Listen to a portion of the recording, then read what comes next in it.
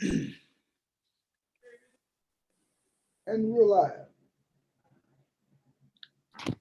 What's up, world? It's your boy, Coach EV, aka EV the Geeker, and welcome to another episode of Talking Hoops in the SIP. That's right, Talking Hoops in the SIP. We back live in effect, our second week coming back, and I'm telling you, I'm as excited as I can be. We have a star-studded cast. The whole gang is here. And I'm telling you, we got a lot to talk about. The Tip-Off Classic.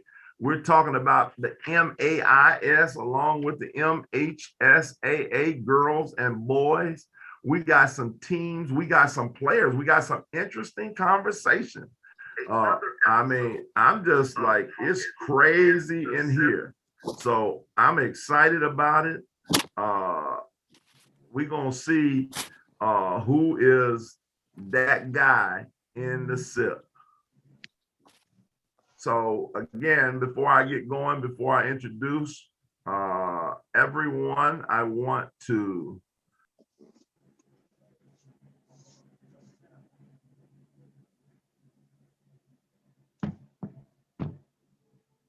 You go out on him? Yeah, I think he went out. I think he's gonna have somebody else should have been the host now. But until he get back, man, we can go ahead and start off because I think he said he was gonna talk about the tip-off first. So yesterday we hosted the Southern Sports Platform. Hold on, Talante. Okay. With all due respect, my brother, we want to get to your showcase. I know it was a phenomenal event. Man, look, this just worked out just perfect for me. This clown, he just had issues last week with the show.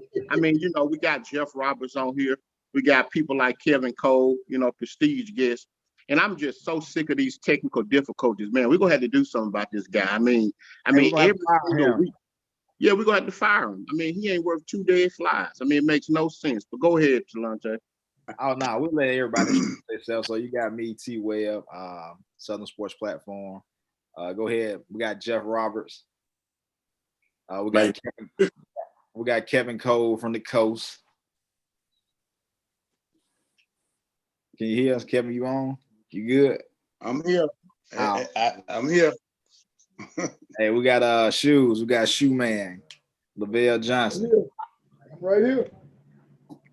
And then, of course, Eddie already introduced himself, so they already know what's up with us.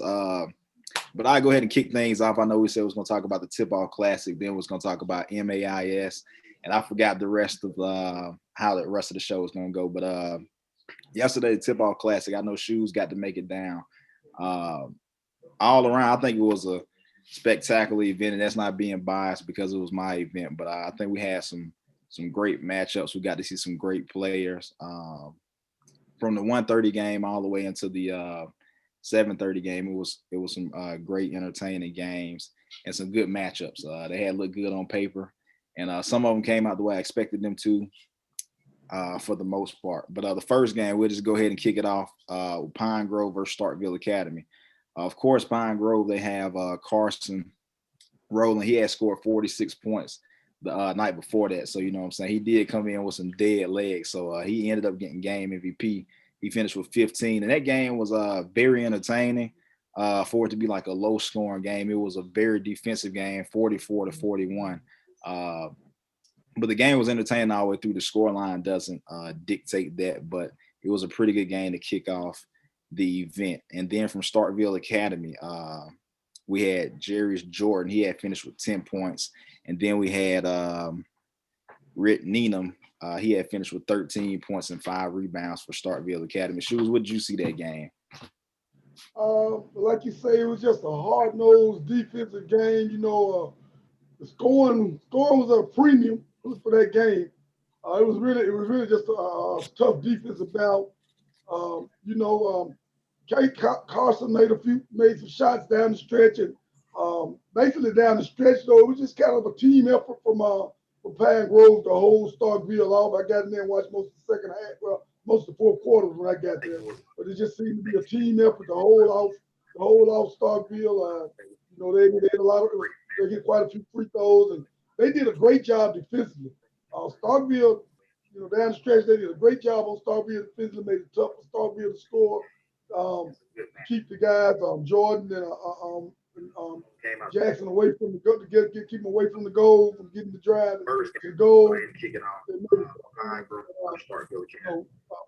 was good for me to see Carson play. I've been very familiar with him. Don't get to see him a lot.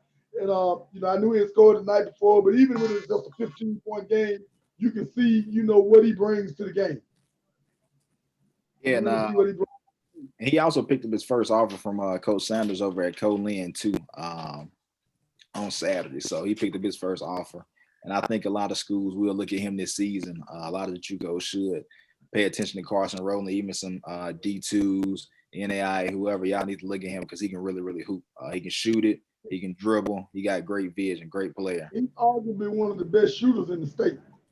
Absolutely. I agree with that one. Then we'll just move on to the next game. Oh, and also MAIS, Starkville Academy is an MAIS team. They have Reese Jackson.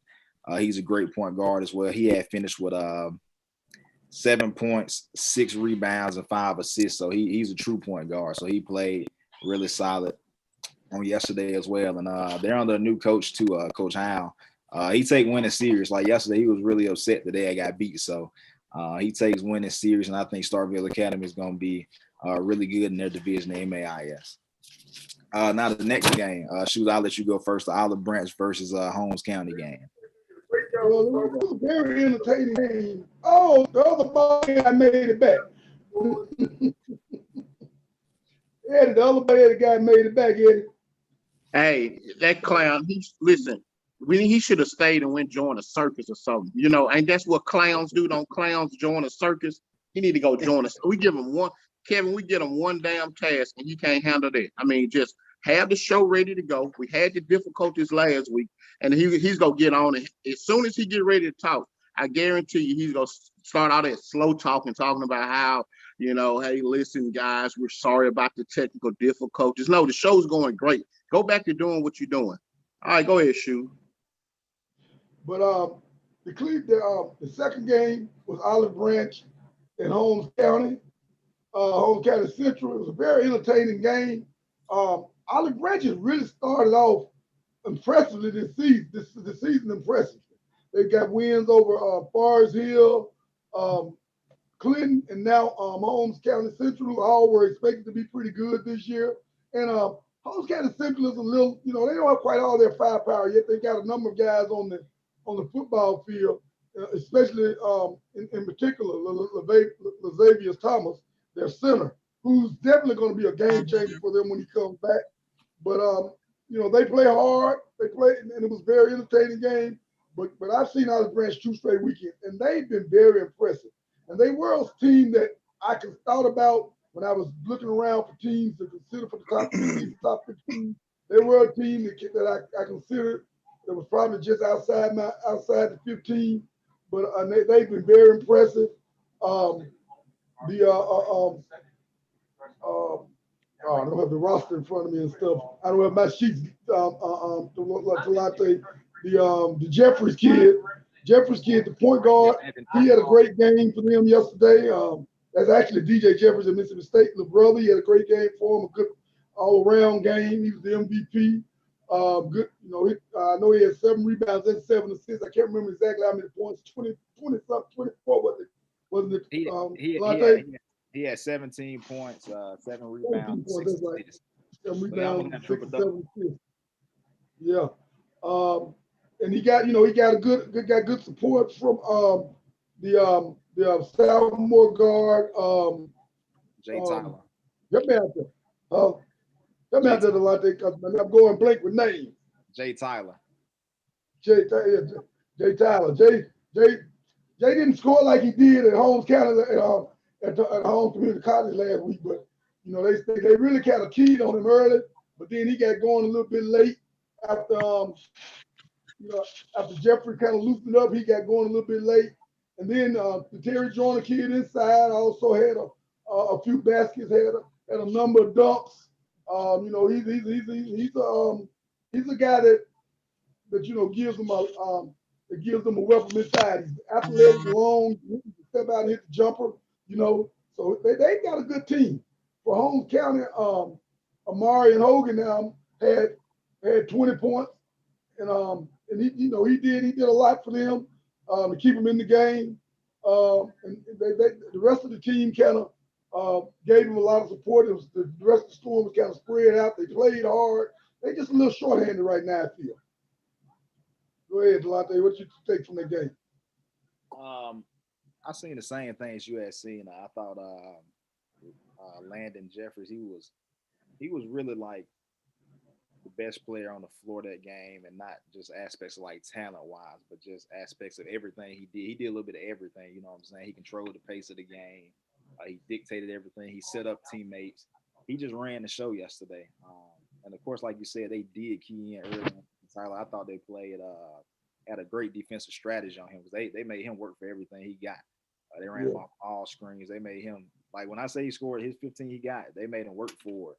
And what impressed me with him is, you know what I'm saying, we usually see him come in and be a volume shooter, but yesterday he went 5 for 8 and had 15 points. So I think he had a great game by any standards. He was very efficient. Terry Joyner had a great game as well. He had a couple of highlight plays, highlight dunks. But a guy we didn't talk about, they have a big man who's a senior, Darian Davis. He had 12 points and 15 rebounds. I think he's going to be one of the X factors for them. With the Olive Branch team, they do all play together. They play unselfishly. They don't care who's scoring the ball, and I think that's going to be good for them in the long run because, you know what I'm saying, they play winning basketball. They don't care. They don't get greedy. Everybody just eats. So I think they're going to be a team to watch as we move forward. And, you know what I'm saying, when we start making like new rankings, I think they're going to be one of those top teams in those rankings. Then for Holmes County, we had Mr. Marion Hogan. Man, he's just so strong. He's strong and shifty. He's a tough guard to stay in front of, man, because he can just bully you to the rim. He can get his shots off. He can do whatever. Another guy that played really well for them was Ricarvis Waters. He had finished with 16 points and 3 rebounds for them. And then Malik Craigler had finished with 12 points, 3 rebounds. So, like you said, when they get Ladavius Thomas back, you know what I'm saying, we expect Holmes County to be back on the big stage in March. So I think Holmes County will be pretty good as well moving forward. And then moving on to the next game, we had Starkville and Grace Baptist Academy. Starkville and Grace Baptist. That was a game, you know what I'm saying? A lot of people was like, man, why would Starkville play a prep school? Because she was even asking, how did I get in the play a prep school? That game was good as well. And one of the key guys that we had on there, he should be a Dandy Dozen. So if Dandy Dozen people watching, we don't know when that list coming out, but Makai Miles, he put on the show on yesterday as well. But Grace Baptist, they came in a long ride, 4-hour ride. The score had ended up being, I think it had finished like 50. I don't got the paper in front of me from that game, but what was the score for that game? 80-54. It was close at first. Grace Baptist had ran into some things and some sets. Their star point guard was hurt, so that made a big difference as well. Clef had got hurt, so I'm sure the game would have been totally different if he was on. But the key to that game was Makai Miles. Makai Miles came out early. He came out scoring from the tip-off. You know what I'm saying? He had dunks. He had threes. He got it around the paint. Makai's going to be one of the best. In my opinion, Makai's one of the probably top 5 in the state. You know what I'm saying? Just right now from production. Because I think right now he's averaging around 20 points a game. And it's only going to grow. But for Grace Baptist had Deacon. Deacon didn't really get to do much yesterday. He couldn't really get the ball.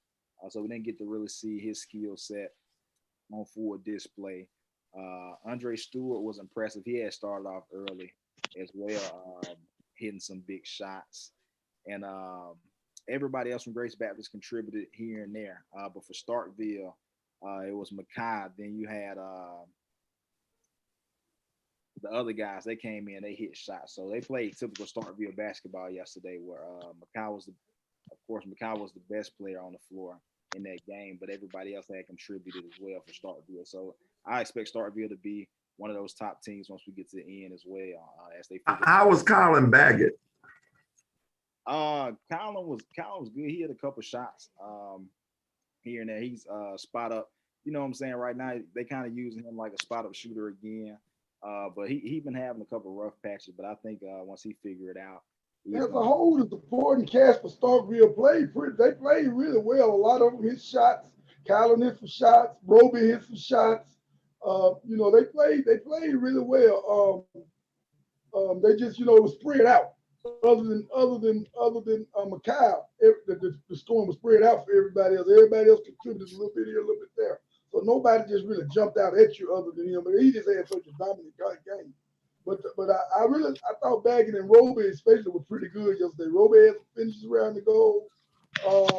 And it was interesting. They weren't afraid of Grace Baptist's size at all. They attacked the rim and attacked their size and just hey, they finished over the 7 footer that Grace Baptist got with a 6'11", however tall he is. They finished over him. They had no fear. Starkville, they really attacked the rim yesterday. Yeah. Well, let me jump in here real quick, and I apologize. And I heard that, the big head clown is back. I heard his little comment, talking about technical difficulties, and we talking about a guy who, like, his whole life is a difficulty. I mean, his whole life is a technical difficulty. I mean, Mississippi play sports, Mississippi Bobcats. I mean, stop being difficult. But anyway, I just want to share a spot out to our sponsor, Tatum Wade Law Firm, located 124 East Amish Street, right here in Jackson, Mississippi. Remember, they're serious lawyers who get serious results. But I say if you want to get paid, you got to go to Tatum and Wade. And I also want to share, like last year we did our snack. Sometimes we had our snack of the night. And I want to share with you this. Right here is Double Quick. Man, that must be gas station chicken. I mean, some of the best I'm talking about. This is a real chicken right here at Itabena, Mississippi, right across from the beautiful campus of Mississippi Valley State. And I'm telling you, they cook fried chicken like your mama would cook it. And I eat it. I mean, I eat some every day. And I know Eddie, he wants some of this. He's upset that he can't have this piece of chicken, Eddie. But I know your beautiful wife made you a good dinner here today. It was Sunday. But anyway, I just wanted to jump in and share that. And again, I apologize. Yeah, I do got to apologize for technical difficulties because that's just a part of it, Eddie. Let's put a pin in the tip-off class and we're going to come back. How many more games we got, Talante? Because I want to talk about somebody big with the tip-off class. I want to give them their whole time that we're going to come back to. We got 2 more left. That's it. 2 more. We're going to come back to that. We're going to bring in right now, Jazzy Jeff Roberts is making his way back in from Magnolia Hoop. Jeff had taken a year off, but Jeff has been a staple in Mississippi for, as long as anyone on here likes shoes. Up in Northeast Mississippi, just all over. Jeff, welcome back to basketball. Tell us a little bit about what you've seen since you've been back this week in Northeast, and then we're gonna go to the effervescent Eddie Young and Cordarius Jones, and then we'll hit Kevin Cole from the Gulf Coast, and then we'll come back to Talante. Go ahead, Jeff. Well, I have the benefit, Northeast Mississippi, we have a lot of 1A schools that don't have football. So these guys have been practicing since the start of school. So a lot of the teams I got to see this week were in mid-season form already, or they at least look like it. They're not missing players. I think maybe the only team I saw this last week that was missing a player was Holly Springs. And that was because of an injury, not because of football. Watched a lot of 1A basketball, watched Lewisburg and Neomni. Neomni looked pretty good this week. Tupelo, man, they laid it to Holly Springs. I don't know if y'all seen the score, but it was not pretty. Was that the boys or girls? Both. Both was. Both was about I think it was about a 60-point deficit on both sides, both games. I know the girls was 81-13 or something like that. Okay, yeah, and I think the boys is like 101-39 or something like that. So, and Tupelo was a highlight reel. I mean, they was dunking every which way they could off the backboard out of the hoops. London Fields was very, very impressive. He tried to poster a kid, man, and if he would have hit that, they'd have had to shut the gym down. He tried to hurt him. So right now, are you saying, I know you haven't seen everybody, is Tupelo your favorites, girls and boys up north? Oh, yeah. Tupelo's the best team in the north. I hadn't seen the DeSoto County teams. That'd kind of be interesting how everybody's talking about Olive Branch. I think that might be a good matchup. Tupelo, I'm going to say they're going to get their toughness about mid-season. Right now, I don't think they're mentally tough yet to be what he had last year at Clinton. But I think they might actually get it as the season goes along. You know, get into little adversity with some competition. We'll toughen them up a little bit. Now, Tupelo girls, wow. They look good. I don't know. It's going to be hard for another girls team to be able to play with them in the state. They had so much size. They played, I mean, at least 12 players that come in and contributed big time. That is a very good. Hold on, Jeff. Okay, there it is. Come on, Eddie, jump in. With all due respect, and I know you legendary. I want to make sure that I pay homage to the veterans like you and Shoes and guys that have done this thing before me. But now I love Tupelo. Tupelo's got some great players and some girls that play on my AAU team. But to say that you don't know if anybody can play with them in the state, man, I'm gonna tell you, it's some girls teams of one Harrison Central, who I believe, to be honest with you guys, I believe we need to get behind Harrison Central. They're one of the best teams, I think, from top to bottom. Their seven girl rotation is as good as any team, I think, probably in the last 5 to 10 years, at least in the last 5 to 10 years. So I think they are national top 15 team. They've got 4 girls that can go top 15. Top Okay, 15. I like In that. the nation? Top 15. And let me tell you why I say that, Talante. Here's why I say that. Because I haven't seen them. Oh yeah, and here's why I say that. You've got Layla Walker, 6'3", 6'4", athletic kid, who can run the floor, can defend the rim protect. She's a triple-double just waiting to happen. Rebounds, points, and block shots. And then you've got Yakira Walls, who's a 6'3" kid as well. That's a junior that can, she's hard-nosed. She grabs every rebound, do all your dirty work. You got a 6'4" sophomore and an Asia carrier. They got 6'4" across the front line. And then you've got the biggest transfer that we've had in quite some time with Haley Breeland, who's going over from Stone to Harrison Central, just committed to Jackson State University. And is one of the top players in the class. And also I think she's one of the better point guards in the Southeast region. Got a chance to see her play really, really well the last couple of seasons against some quality competition. I watched Haley Breeland in Birmingham, Alabama, dominate with the Alabama Southern Stars team 2 years ago, pretty much dominate the #1 player in the country, Hollywood Raven with FBC. So she's a kid that ain't gonna back down from no competition, and the Hollywood Raven is at South Carolina, I believe. So this kid is a game changer. And then you couple that with Kyla Raggins as well. They're just too deep. And then that Big Sugar 6'4", 6'5". So you just got too much with that group. I think they're top. They're the #1 team in the state, hands down. I think they'll go undefeated if they stay healthy.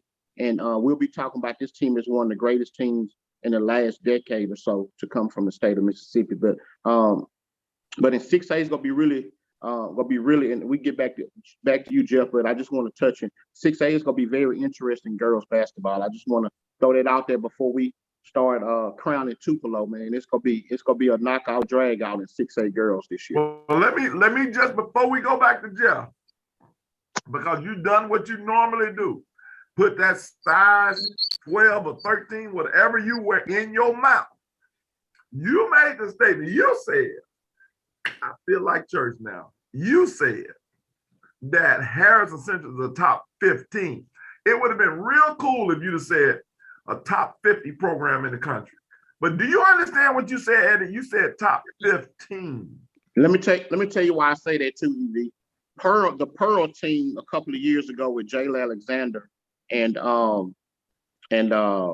Michaela Minute, the 6'4" kid that went to Howard, finished just outside the top 20 in the USA Today coaches poll with two. I think they had 2 losses.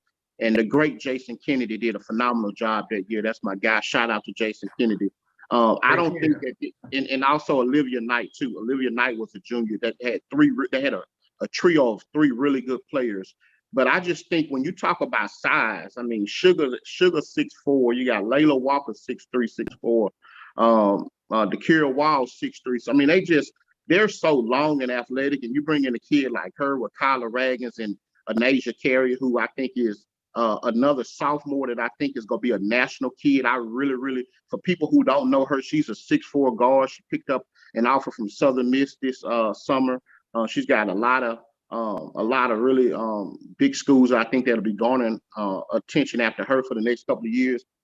She'll be a kid I think that'll jump inside the top ESPN top 50 before it's all said and done. I think when you look back at that team, EV, I believe this is a group that's a top 15 team, only because if that Pearl team finished at about top 20 in the last poll, USA Today coaches poll, I believe this Harrison Central team is better than the Jayla Alexander team and Michaela Minute, in my opinion.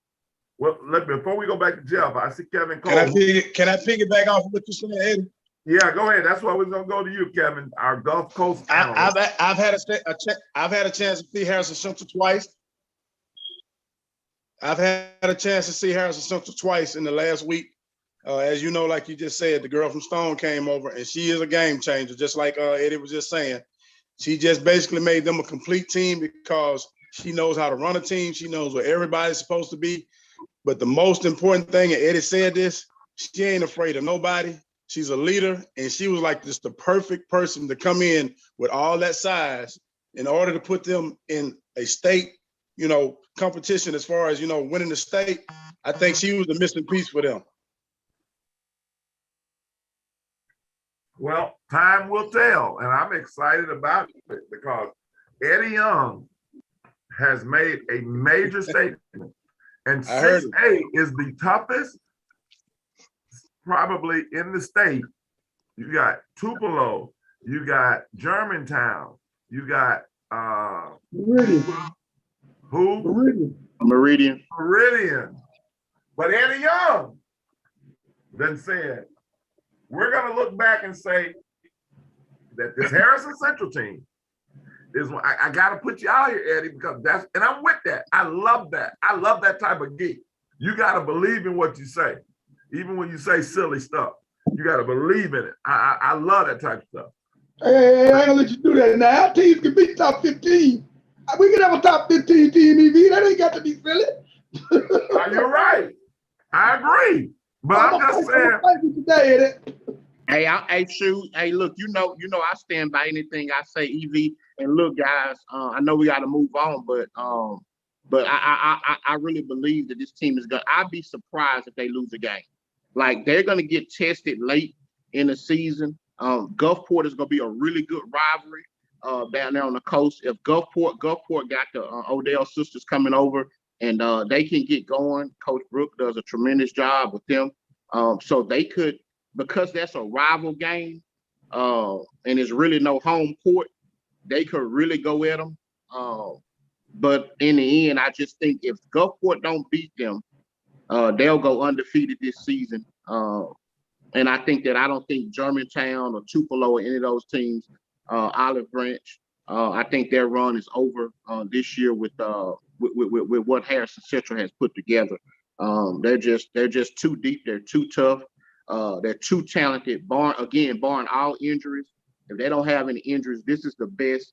You gotta understand, I've been doing girls for a while. Shoes know that this is the best complete girls team that I've seen in quite some time. And that's no shout at Tupelo. I think the Tupelo team, Jeff, just has a little bit of inexperience when you got, a couple of freshmen that I think are phenomenal, and Nadia Norfleet and Jay Rucker. They're two of the top freshmen in the state. And they got some transfers over to Audrey Houston, which I know I'll let Cord kind of talk about, Tupelo team as well, because I know he's kind of hands-on with them too. But Audrey Houston is a monster, one of the best players in the state. She probably is go flirt with being a Dandy Dozen this season. And Janae McAllister, and I mean, they're long, they're athletic. They're the deepest team in the state by far. I think if Matt Justice split his team, if he closed his eyes and just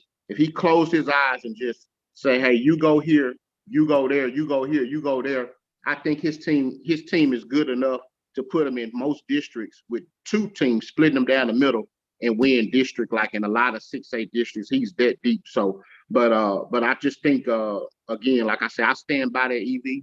I don't run from nothing I say. And I believe that this team will finish in the top 15 in the country, and they probably should be higher than that. So I love it. Cord. It's championship or bust. Yeah. Oh, ain't no doubt. Ain't no doubt.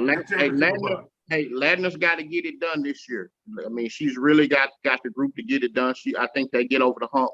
I think talent trumps anything. So I think Coach Ladner gets over the hump, and I think that they will win. And we are going to get them on the show too. I've talked to Brian Breeland, and we'll be getting Harrison Central on the show pretty soon. Go ahead, Cord. I mean, I feel what you're saying. On paper, they look like it's pretty special, but I mean, it takes more than just I'm finna add one player. And Tupelo, I'm telling you, watch out for what you say. They like each other. When the team like each other and they play together with all their energy, and they can be young or whatever, it really don't matter in girls basketball. All right, okay. I ain't gonna say too much because Harrison is good. Well, look, what we can do, Cord, just off the record, you name the price, and wherever we can get a check to pastor. Give your check to pastor. Give it to pastor, because it's gonna be good. I think he honest, but look, shoes. Why does every pastor eat fried chicken on Sunday? I'm so sick of y'all Baptist pastors eating fried chicken on Sunday. Find something else to eat, man. Find some rib tips or some bar. I had hot wings today. You should have had some hot wings or some spaghetti or something. I'm sick of y'all eating chicken. You the same but thing. No, hold on. I don't want to hear nothing from you. Back to you, Cord. Name the price, write the check, give it to pastor. That's all I gotta say. It's gonna be an ongoing discussion, but you talking about Michaela Riley not even healthy. I mean, she's not even playing. Jay Rucker not healthy. We can talk all that experience and stuff, but they loaded. Like, they got so many pieces. They'll put Shakina Jackson on Haley Bridge. She gonna have. I ain't gonna say she gonna get the best of it. She gonna have a rough night bringing that ball to the floor. Like, they got so many players to throw out folk people. Then they got height too. And I know Harrison Central is big. When you talking about 7, we talking about a strong 10 that can go in and out, 5 in, 5 out, and it don't even matter. So you can only play 5 at a time. You only can play 5, but barring injuries and COVID, ain't nobody gonna beat them. They better be ready to run though. That's all I got. I mean, I'm not familiar with a lot of girls. They better be ready to run. This type of image I love right here. I want to be clear now. I just want to be totally clear. At the end of the day, I got several of my babies playing with Tupelo, but I keep it real. I keep it real with my daughter. So I'm just going to be honest with you. Harrison Central, to me, I think they 10 points better than Tupelo anybody. So, But anyway, go ahead, EV. I don't think they 10 points better than Germantown. I love to hear. I don't think they 10 points better than Meridian. I don't think they 10 points better than Germantown. Germantown is gonna be special. Meridian gonna be special. Like, I feel like Meridian might be. We gotta put Meridian probably the favorite for me right now. Well, I got Meridian number 2, and I think I'm in Meridian.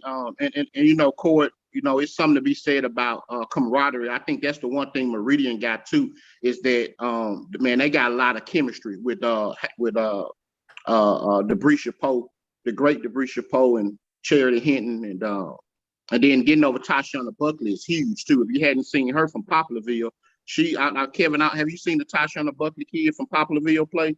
No, she's kind of. No, I just heard she transferred from Poplarville to Meridian. That's all I heard about. She is something else. We couldn't guard her this summer. She's a phenomenal player, but I just think in the end, like I said, basketball, any given day, anybody can be beat. But again, Tupelo too young this year, Cordarius. They time will come. That's cool. You made a statement. I'm gonna be like, I like Harrison Central. I really like Hayden Britton. I think she is probably one of the best, probably the best guard in the state. But let them don't. I hope they don't be the Lakers though. Paper, paper don't always work. What you say about that, Kevin? Kevin seen them. My Lakers losing. These girls ain't losing right now, they Kevin.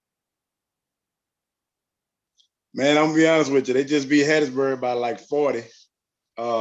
And look, Haley, she just didn't have her best game. You could tell she was trying to get the offense going. She didn't try to come out and just jacking and shooting. She was trying to get everybody involved. She, like I said, she's just a leader, man. And then she gives them a vote of confidence. She just knows what she's doing, and she makes everybody around her better. And that's the key. They already had the size. They just needed a point guard. They basically just needed a quarterback, and that's what she is. She's a quarterback. She the best. She the best guard in my opinion in the state. So. Hey, for all of these people who complaining and bitching about Tamika Reed over recruiting, and she's got so many kids at all these positions and all of this and all that, we got to stop. I mean, at the end of the day, she's doing something. I mean, she stole Haley Breeland. I mean, you know what I'm saying? Like, this kid to me is a mid to borderline high major kid. Like, I think if she went to Jones JUCO, I believe if she went to Jones, and I know she bounced around in the AAU world, which kind of hurt her. She finished her season with MTP. She did a phenomenal job with them at the end of the summer, but just bouncing around from Brian Breeland's team to the Southern Stars and all of that, and she just never really got a fair shake over there with the Southern Stars. She went out of state and was playing behind a lot of EYBL kids over there that I saw them play several times. I thought Haley was a lot better than a lot of those girls. But again, political when you go out of state, for all of these guys and girls who want to go out of state and think that the grass is always green, you better know what you're doing. You know what I'm saying? People will sell you anything and you get over there and it ain't what you think. So I think that's Haley Breeland going to the Southern Stars, I think really will hurt her in regards, because I believe if she goes to Jones JUCO for 1 year, I think she does exactly what Ja'Kayla Johnson did in getting the Power 5 interest that she got, for 1 year. So she just ran out of time. I mean, because I just think she's really that good. So, but in the end, I think it's gonna be a really good season. I know my phone gonna be blowing up. Corey, don't try to butter them kids up thinking they gonna leave my Bobcats to come play with you. Now that ain't gonna happen. So let's just not get it twisted now. That ain't easy. That ain't gonna happen. But anyway, I know we're having fun, man. I think it's gonna be a really good year in 6A girls basketball. And then also in 5A, Neshoba Central is something serious, man. I'm telling you, they routed Pontotoc. Jeff, I don't know if you got a chance to see that game up there, but they beat Pontotoc pretty good there. 27. By 27, 30 points. So, and you're talking about a really good Pontotoc team. Kyle Hurd, I think, is top 5 coach in the state, with Allie Beckley and Samaya Brooks and Jamia Bowen. I mean, they got a phenomenal group there. So I was shocked to see that. I knew Neshoba would be good, but I didn't see a 27-point victory like that. So 5A is, I think they're the favorite for as much confidence as I have in Harrison Central and 6A. I think Neshoba has shown early on that they're probably the favorite to win 5A with Vicksburg and Columbus and some other teams that can possibly compete with them a little bit later in the season. But anyway. Back to you, Jeff. I want to ask a quick question about 2 kids on the boys' side that's had some pretty big games. Kid at Pine Grove that I saw first, I think I may have first seen him play at Talante's deal, the title weight camp, and a shooter. Played at our showcase last year. And I don't know if Carson didn't come to the showcase, did he? I don't think he came.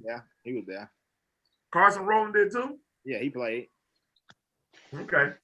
Carson Rowland, Aiden Johnson.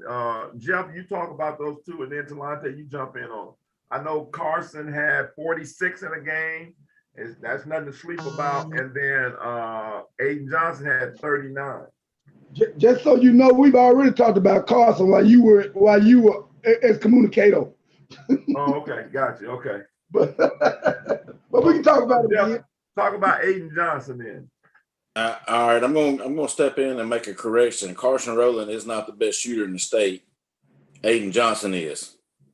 I said one of them. I didn't say the best. I said one of them. Carson's awesome. I mean, I think he's underrated. His court vision is probably one of the best passers in the state. He can shoot. He can shoot very well. You know, he does a little bit of everything. He gets to the rack. I mean, he has an all-around game. Now, Aiden, you know, Aiden's kind of younger, developing, but he is a flat-out shooter, though. He can fire it up, and he shoots a very high percentage. He's a volume shooter with a high percentage. Let me ask you this. Let me jump in and ask you this quick question. Is Carson Rowland, could he play at Southern Miss, North Alabama, that type? There's in your mind, there's no question he's a low D1 player. Yes, he is. So you're saying he can play the point guard at that level because he would have to be a point. Yeah, he could play a point. And I think he could go play for a really, really good D2 school or some low majors. Yeah, he would be able to play there. What about Aiden Johnson? Do you see him projecting out as a point guard, or is he going to be an undersized shooter? Because I've seen him shoot. He can really fill it up. Right now, I'm going to put him as an undersized shooter, but he's still working. That kid, he lives in a gym, you know, hours and hours a day, you know, just kind of watch him, see how he develops. But right now, I would put him as an undersized shooter. You think he can make in your, you know, you've done this a long time. Do you think he can transition to the one, or do you think how tall is he? Has he? I know he's growing. What is he at right now? I'm going to say last time I saw him, I'm going to say he's 5'11", 6 foot maybe now. Okay. So he is growing. I think he could eventually transition over to a one. I think he could. Okay. Those schools, are we going to look for Ingomar? Can they do what they normally do and get back to the finals in this year? Well, I would have thought not, but they. Talante, you looking like you had that look like no. But they beat Pine Grove, and I think Pine Grove's one of the better two-way schools, and they beat them the other night. So, Talante, you got something to say about that game too, right?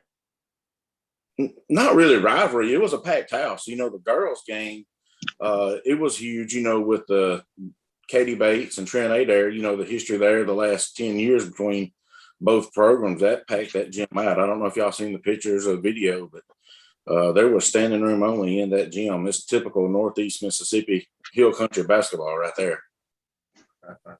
And they got great fans. They fans came out, right? They drove 2 hours, you know what I'm saying, yesterday. So they probably had about 60, 80 fans that came down, you know what I'm saying? So they travel to see their teams play. Okay, so that's interesting. I mean, it's always good to hear. Let's shift real quick. MAIS, Talante, let's go back to you. You had an MAIS school, obviously, that played in your event, and you had two. Let's talk. You had three. Okay, so you had Clinton Christian, MRA, and who else? Starkville Academy. Starkville Academy. Okay, and I know you talked about that. Have you already talked about Clinton Christian as well? So let's talk about those two teams, the MRA, and then let's go ahead and get into our next debate of the night that you said off camera. We're going to bring it to on camera, and we're going to have a nice discussion about that, buddy.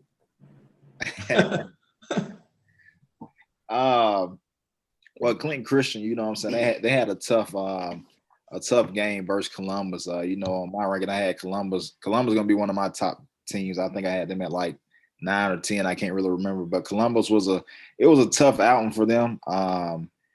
Trey Alexander played, you know what I'm saying, on a hobble ankle, but he still finished with 16 points, 4 rebounds. So he was on a hobble ankle. So I think if he was 100%, it probably would have been a little different. The other guys didn't really make a lot of shots. KJ Sykes, man, he probably one of the fastest guards that I've seen in the state, you know what I'm saying, with the ball, especially for his size, man. His vision and the way he can create for other people, you know what I'm saying, is second to none. So he was really, really good. And for granted, you know what I'm saying, I matched them up against Columbus. They did win the MAIS 3A championship last year. And they took MRA to the wire. I think MRA beat them by 2 points in the overall game for the semifinal, something like that. Yeah. So, you know, I didn't bring them in, you know what I'm saying, as no cakewalk for Columbus. It just ended up getting a little ugly for him. But like I said, you know, with one of your better players, you know, being injured and not being at 100%, it does make a difference. So that's good for them. I think they're still going to be very good in 3A for MAIS as well. So they got some players over there, and they're only going to get better. They got two of the best guards. One is a sophomore and one is a junior. So I expect them to be where they need to be. And KJ Sykes scored 40. If I'm not mistaken, like a couple days before the event. So they'll be pretty good. Okay, you got a 40-piece on. What about in your nightcap you had, let's talk about that. The nightcap game, who you said, you know, let's go ahead and say who you said could be the best team, period. Man, right now, to me, and like I haven't seen everybody, but I got a glimpse at them. I've seen some of the teams that's supposed to be really, really good. MRA, you know, a lot of people be like, and I heard this even when I was scouting Zion and lived in South Carolina, everybody like, well, they don't play anybody. It's a private school.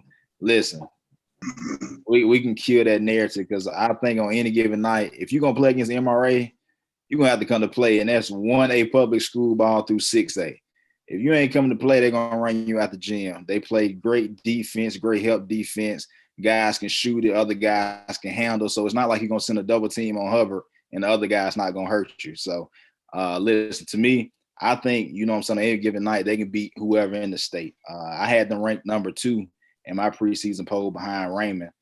But you know what I'm saying, hey, MRA the real deal. So you guys can take it how you want it. If you got them on the schedule, listen, they're a different animal. Let me ask you this. Coach DeWeese, obviously, I think if he's not the winningest coach in the state, he a top 5 in national, you know, in the national, in the nation, does a phenomenal job.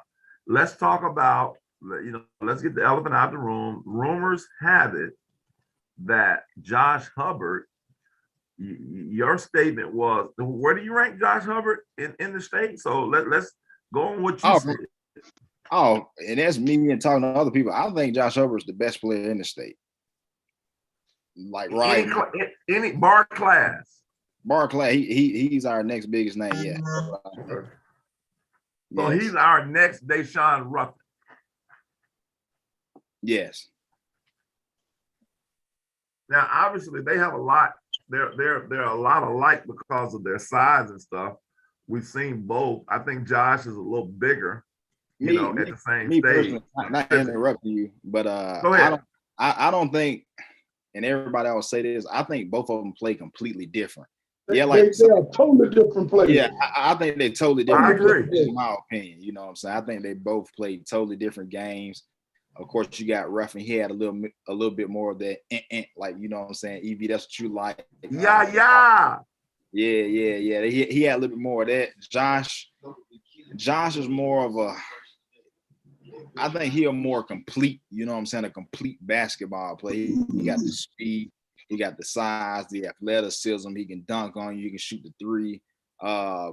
I think we're really improved. He got a nice mid-range game now, because he hit a couple mid-range jumpers yesterday. Was, you know what I'm saying, cold. So I think his game is getting to become a little bit more complete than it has been. Like, he ran the point guard spot. He feed the teammates. So it's looking like, you know what I'm saying, he's getting a lot better and improving a lot from over the last couple of years. Like, I know Kevin was like, you know, as a 9th grader, he was still doing the same stuff, but you can tell the progression in this game from when he was, you know what I'm saying, doing all that 2 years ago. You've been around for a long. He wasn't taking people to the goal dunking on him 2 years ago. He was dunking over the floor, but the way he attacked the rim and elbows on people now, he wasn't doing that 2 years ago. Hey, let me jump in. Can I jump in? Can I jump in on the boards real quick? Hey, I love Josh Hubbard. Been knowing him since he was a baby. But Kamani Hamilton, in my opinion, I think is the best player. And let me ask you this, Talante. When you say what separates Hubbard from a Kamani, who I think can do a lot of what Josh can do, and he's darn near a foot taller. So like what makes you, what brings you to that analogy? You said it pretty confident, like it almost ain't close between them two. I think, in my opinion, I think Kamani's the best player in the state of Mississippi, I believe. Oh yeah, but just like that, you know what I'm saying? That's just my opinion. Like Kamani, I talked to him and his dad. I love Kamani game. I think Kamani, you know what I'm saying? I know he got the commitment coming up, I think Wednesday. Difference to me, when I say I take everything into account, not just on the basketball side as well.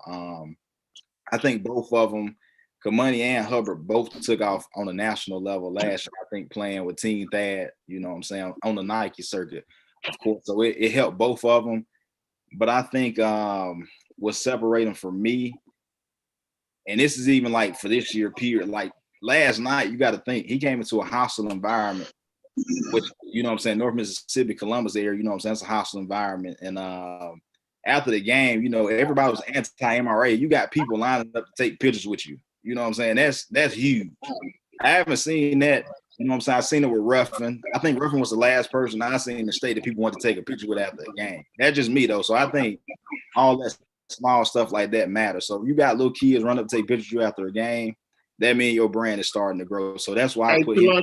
Hey, man, we're going to keep it real on this show. And I know you're not a politician, man. You evade my question. You sound like a politician. Now, I'm at what can Hubbard do that your boy Kamani can't do? Like what's the let me step in there a minute. Let me step in there. The difference in Hubbard and Kamani, Hubbard give it to you every night. Kamani don't.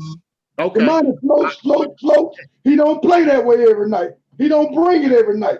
That's why he's not my number one player in that class. I do love his talent. I think in the long run I had to pick. I like him and I want him, but I want to see him bring it every night instead of standing around outside shooting jumpers. Well, let me say this, Shoes, the knock on Hubbard, and I love Josh Hubbard, but the knock on Hubbard at the next level, and I've seen him this summer a lot too, and I've seen a kid grow up from a baby, is his defensive intensity. And at 5'10", 5'11", I think that's one thing that he's going to have to do, and maybe he can get away with that now because he doesn't have to play both ends of the floor. I seen Kamani defend his butt off against Devon Reed when they went up against each other. And I seen Kamani step out 20, 30 feet with his long wingspan and defend. Now, I will side with you guys, you, Jeff, Kevin, and Talante. You guys are the special. I know how to stay in my lane, unlike EV. He don't have a clue. He can't never stay in his lane. He's a damn train wreck. But Talante, I just think for me now, like you said, Shoes, if I'm betting on a 6'7", 6'8" kid who's got the better upside, I think. And if y'all watched him more than I have, if you say he don't bring it every night, then that's a huge knock if he's not doing it. That's something that I didn't know about. I didn't know that about. Now, granted, it's kind of like Shoes said now. Like, of course, you said on the defensive side. I've seen Kamani 6'8". He gonna guard you full court now. I do think he went to Team Thad this summer. It changed him, you know what I'm saying? I haven't seen him this season, but I seen him in AAU guard guys 94 feet, you know what I'm saying, and shoot the three ball that you're talking about. So I've seen him progress, but like Shoes had said, I haven't seen him. Shoes probably seen him more than me. I've seen him in the championship dominate. But for me, we were talking about who was the best player right now. And what I had gave you said the political answer. I was giving you all the intangibles that I think make, you know what I'm saying, you that household name to be number one in the state. So that's what I was giving you. Like Kamani, like I love Kamani. I know he can win. I pretty much know he going to state. you know what I'm saying, off the record. But I definitely think both of them are good. But for me, I have to go with Hubbard just to be the number one guy in the state for me. Now, Eddie, I'll go ahead and say this. I'll say this on air. Kamani and Mekhi Miles might be better next level prospect than Hubbard because of his size. We don't know how he's going to translate to the next level, what level quite how good it's going to be. Because Kamani and Mekhi might, because they are forwards, big, long, stretch guys who both can shoot the ball. They may be better prospects for the next level. Yeah. I kind of see what Talante's saying now about who's the man right now. Those are two different things to me. I think that's a great point. I think that is when you look at potential, you look at future.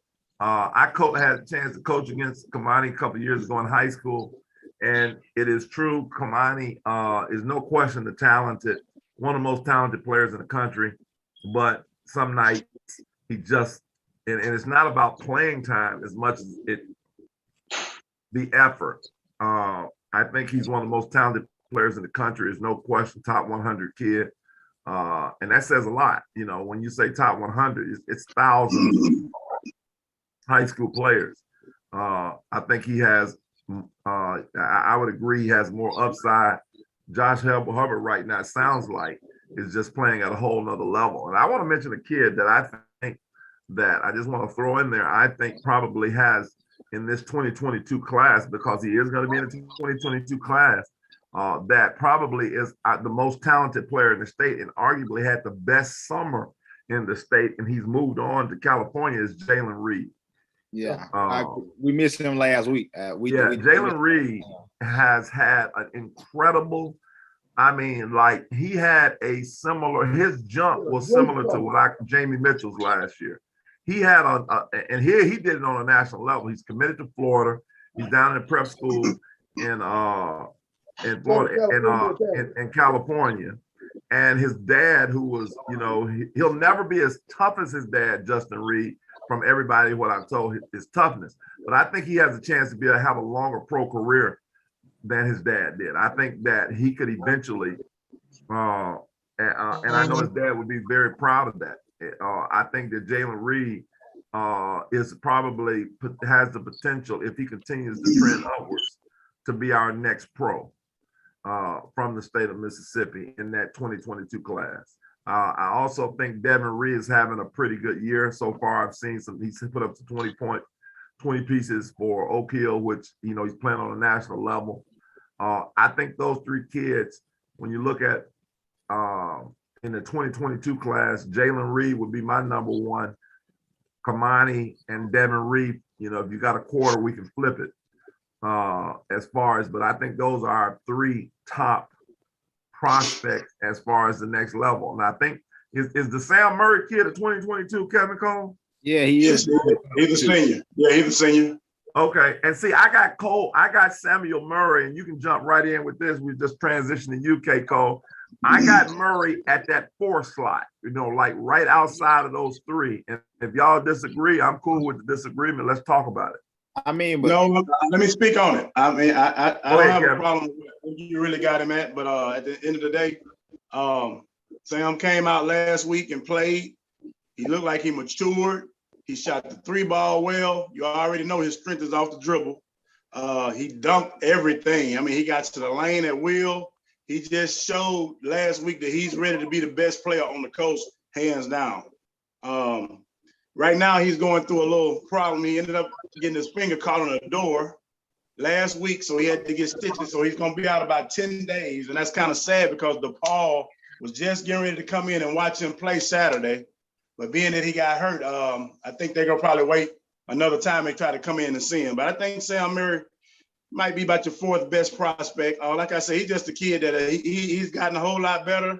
Like I said, he just looks like a senior. He was the best thing on the floor. He did what he needed to do.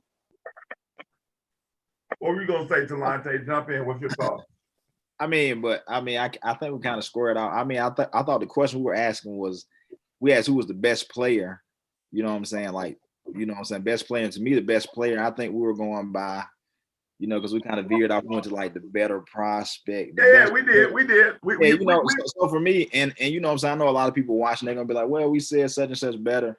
To me, the best player, you gotta have all that. Because if we were just talking about even like offer wise, Sam Murray had bigger offers than anybody. He had like Baylor and teams like that. So you know what I'm saying? It's so much stuff that goes into it. So that's why I said the best player.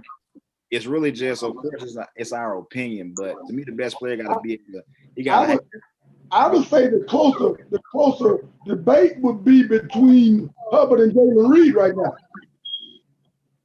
I would say the bigger debate for who's the best player right now would be between Hubbard and Jalen Reed. I would agree with that. Jalen has been dynamite. Jalen has been dynamite all from the start of the summer on. He's been dynamite. I think the biggest debate would be who's the better player right now would be between Hubbard and Jalen. I tell you what, I got a chance to see that kid at Lanier. Mark Drone. I tell you, as far as guards go, Lanier got themselves something special with that kid. But I agree with you. I don't like Mark Drone at all. I love him. You know I love Mark Drone. Mark Drone is special, and I'm telling you this. I understand what Talante is saying, and I probably tend to agree with it. But I'm gonna tell you this: if Talante got Josh Hubbard and I got Mark Drone, I'm not scared. I ain't mad at all. Mark Drone is that dude. Mark Drone ain't nothing to play with. Y'all better you better tell your friends about it. Mark Drone, that guy. I heard it was pretty good. I only seen him play like I think twice maybe, and that was like last summer when we were doing the COVID. So I haven't seen him enough to be like, he's something special, Talante. I ain't gonna lie. He the real deal. What you say, Shoot?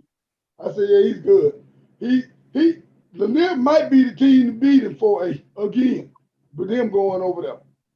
I really think they could be the team to beat again in 4A. They've started out really well. Yeah, you know what I'm saying? Even just talking about that, like, you know what I'm saying? I think everybody rankings then, you know what I'm saying, crash because, you know, I think everybody rankings just plummeted because everybody been getting beat, you know what I'm saying? Teams that we thought weren't supposed to beat teams and beat on the boys side. I don't know about girls side. I don't know, you know what I'm saying? I know Eddie and Core, they follow the girls more than we do, but on the boys side, you know, everybody just been look like everybody just been in a slump. They can't get it right yet. So, well, it's called parity. It's called parity. It's not a head and shoulders better team this year. It's about 20 teams that are 25 teams that are all really, really close to each other. They're really close.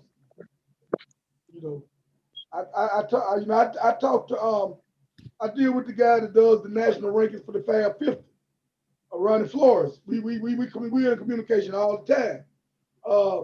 And when he asked me about a month or so ago about our upcoming season, I told him, man, it's probably about 7 or 8 teams that you couldn't have went wrong with ranking number 1 this year. You know, Raymond and Holmes got the benefit of that because of their success in the past. But you know, Tupelo, Pascagoula, Callaway, you know, we thought Callaway, they got George. Clinton had a lot back. Brandon got a lot back. Man, it's just right now. I don't know if there's a clear-cut number 1 in the state. I don't know. This is just a guessing game right now. Hey, Cole, let me ask you a question. Really, really fun playoff. Yes. I'm sorry. I apologize for cutting you off. How good is Pascagoula? Because I just be honest. I just like to know. How you want my opinion? Yes. How good are they? Yes. 1 through 5 is the best starting 5 that I've seen play down here on the coast, and I don't have a doubt that they probably have a chance to win the state championship in 6A ball. Even though 6A South is a gauntlet, Pascagoula, I think 1 through 5, they got the best starting 5 group of kids that I've seen play on the coast. They got a different guy can lead them in scoring every night. starting with John Davis III. He's the main guy, but Darian, he's everything that you made him out to be. I don't like Dorian McMillan. What I do? I what? You love him. I love him. You know I love Dorian McMillan. I mean, his coming out party was at the Talkin in the Hoops showcase. I mean, he really put on. I had never seen the kid. We had never seen the kid up here, and I'm telling you, he put on a flat out show. And I saw him this summer at Mark Rowe's event. And, we talked about this a little bit last week, me and Shoes. And, he did what you want. I mean, he put on the show, that you want to see from him. So I'm interested to see the Pascal. Who's the starting five for Pascal? If you have name them for me real quick, because John. Well, they got a kid that's suspended that was gonna be starting. That came over from Moss Point, Monty Curry. Then John Davis. I heard about him. John Davis, Dorian, Trace Joseph, and Robert Millender. 6'5", Robert Millender, 6'7", Trace Joseph, Dorian, John Davis III, and the kid from Moss Point. That I just Monty Curry. That's their starting right five. now, Fournette is starting. Right now, the 4 kid right there. Let me ask you this, Kevin, because I know you see all of them. You think Pascagoula can beat Grace Baptist? Man, I'm gonna just tell you this right here, man. This is just my concept on that whole thing. Grace Baptist has a lot of talent over there. They're big, but as you know, just like you just saw this weekend, size doesn't win games. Guards win games. You ain't got good guard play, you ain't gonna beat a whole lot of people. And right now, that's probably their weakness as far as what's going on with Grace Baptist. But if Pascagoula probably had to play Grace Baptist, I'd give Pascagoula the edge. I'm gonna be honest with you. I seen Biloxi beat them this summer, and Biloxi's small, but they got 3 good guards, and at the time they still had James, who just transferred to Mendenhall, and they beat them. So at the end of the day, like I said, man, I heard Starkville just beat Grace Baptist bad this weekend.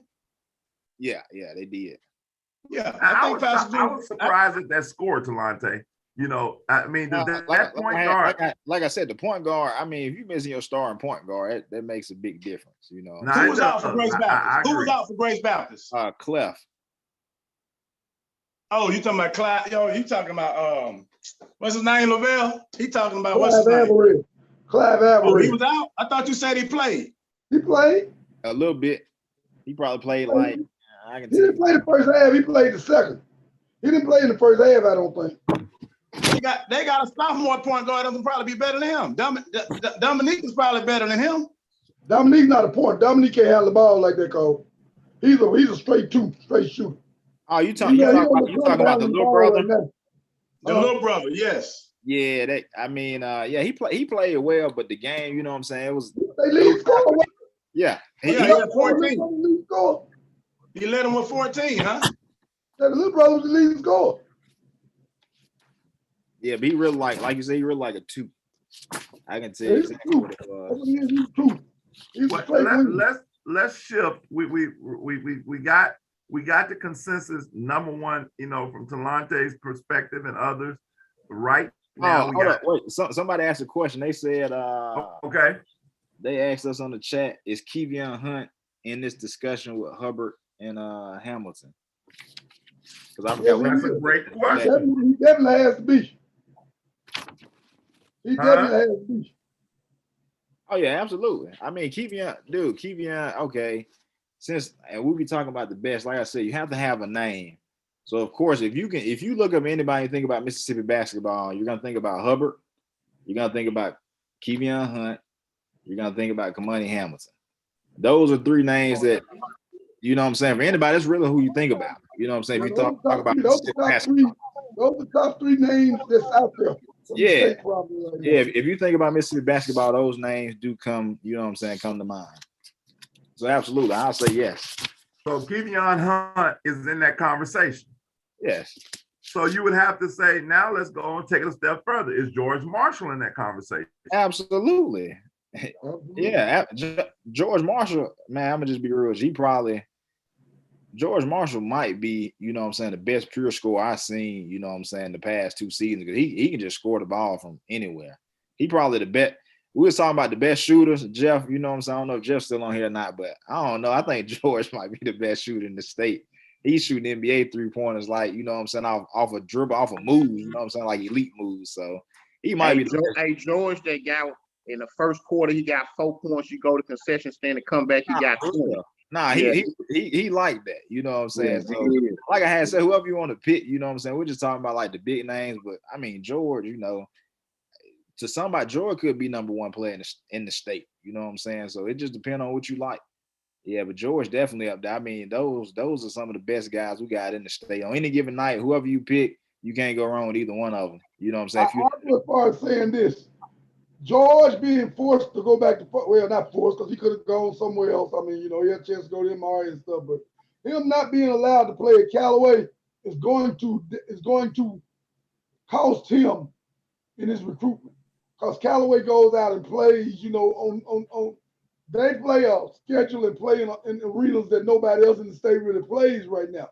Right. And if he'd been allowed to stay there and go out and play in that arena, I guarantee you, I think he would have had a lot of interest, you know, after playing some games at that level on that arena.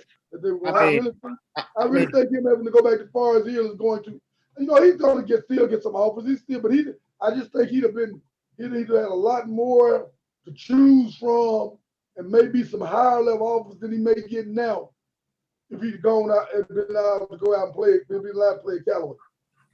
Well, I don't know, Shoes. Here's my thoughts. Go ahead, Talante. Go ahead. I mean, for me, and this, I know you're finna debate about something else, but to me, if George Marshall would have went to Callaway would have been the best team in the state because with Kevion and George Marshall on the same team, I couldn't see nobody beating that team. That's just me. That's my opinion. And I had heard he might have went to MRA. If he would have went to MRA, I definitely couldn't see nobody beating that team either. So, I mean, if you put George Marshall on any team in the state, I mean, Charge the money on that. Charge the money on that. Here's where I would slightly disagree with you, Shoes. You know, George Marshall did play on Mebo. He played again where the college coaches did get a chance to see him this summer. I think that I think he's a mid-major player, and I think that he's gonna get. I know he's had, and maybe some other mid-majors late was gonna get him. You know, that 2022, his class is just tough. I know Murray State was toying with him. I know Jackson State is heavily recruiting him. Southern Miss has been fooling with him. Southern Miss, you know, and so yeah, I think that at the end of the day, those are legit level schools, and I think those are. I think he's going to get what he deserves. I would be remiss. My point was he would have had more schools to choose from if he'd have been able to play at Callaway because he did go out and play very well this summer. But if he'd get a chance to go out on that circuit with Callaway and show it again and sustain it, it would have reeled in some more offers. Okay, I can get with that. I can get with that. We would be remiss if we didn't talk about, at least mention, Avon Johnson, 6'5" Jackson State commit from Merle, putting up 52 points against Greenville Wesson. And I love the fact he put he made sure he took a picture of the scorebook for somebody on this line to just let them know that it was a legit 52. Count them up. Hey. 52 pieces of candy. He added me. I didn't add him. He added me. I didn't know he came to me. He added me. So Hey, that's funny. That's funny because me and Shu were just talking about that yesterday. And I had got home and I was like, oh, he took a picture of the scorebook. That's funny. That was Shu, man. Let's shift back over real quick. The easy one, we didn't have you last week, and it was a relief, but I mean, it was a blessing, but, you know, we are happy to have you back. Talk about a little bit, you know, you had some, it was your Mississippi Play Sport rankings. We talked a little bit about Harrison Central, but if you want, just dive in, you and Corey dive in a little bit more, maybe talking about some of the top players in each of the classes that you see for this year that we may need to look out for on the girls' side. Yeah, I want to start with Belmont, who dropped down from 3A to 2A. They were our state champions last year in 3A, and they lost, obviously, Macy Walker, the senior that went on to play at, she's at North Alabama now, UNA. But there's a kid that, Mary Grace Storming. If you look at the box scores last year, she was, if Macy had 27, she had 25. You know, if Macy had 30, she had 26. So she's a kid that dropped. Shout out to Mary Grace. She had a 40-point game on last week against Saltillo, and they've got a dynamic shooter in Brooklyn Hold'em, who I think is one of the better shooters in the state. And then you got right now my 2025 top point guard in the state is Carly Brock. So when you couple a shooter like Brooklyn, Mary Grace getting you 40, and then Carly Brock, who's the #1 rated point guard in that class, in my opinion, I think you got them in a crash course collision to be playing in Jackson again this year for the state championship in now 2A. So they're a team to watch out for. Also, Cora, did you want to jump in on the Belmont deal? I don't know if you got a chance to see them play or not yet, but No, I haven't. And What about Jeff? Jeff, have you seen him? Is Jeff still on? Belmont yet? No. Okay. yeah, so I think they're gonna be good. In MAIS, man, Leak came out and kind of got into my number 2 ranked team. So I kind of got a couple of good sources from MAIS that kind of had an MRA team a little bit higher than maybe they should have been, and so we had them ranked really, really high. And so Leak kind of flooded the gates with them early on in the season. Leak Academy is led by the great Miriam Prince, who's one of the best. Well, I've dubbed her as the best scorer that I've seen in MAIS, and at least since I've been watching girls basketball for a while, and she's the best scorer that you'll see. Rivers Footraw from MRA was a phenomenal player too, and I know a lot of people will argue her one of the most recent scorers as a kid that could score like Miriam, but Miriam just can score in so many different ways. And the one thing that's impressive to me, and you guys can maybe relate to this on the boys' side too, it's something to be said about a person who's game planned against, who's double, triple, sometimes she quadruple team, and she still can go out and get her numbers. You know what I'm saying? To me, that's impressive when you're able to do that.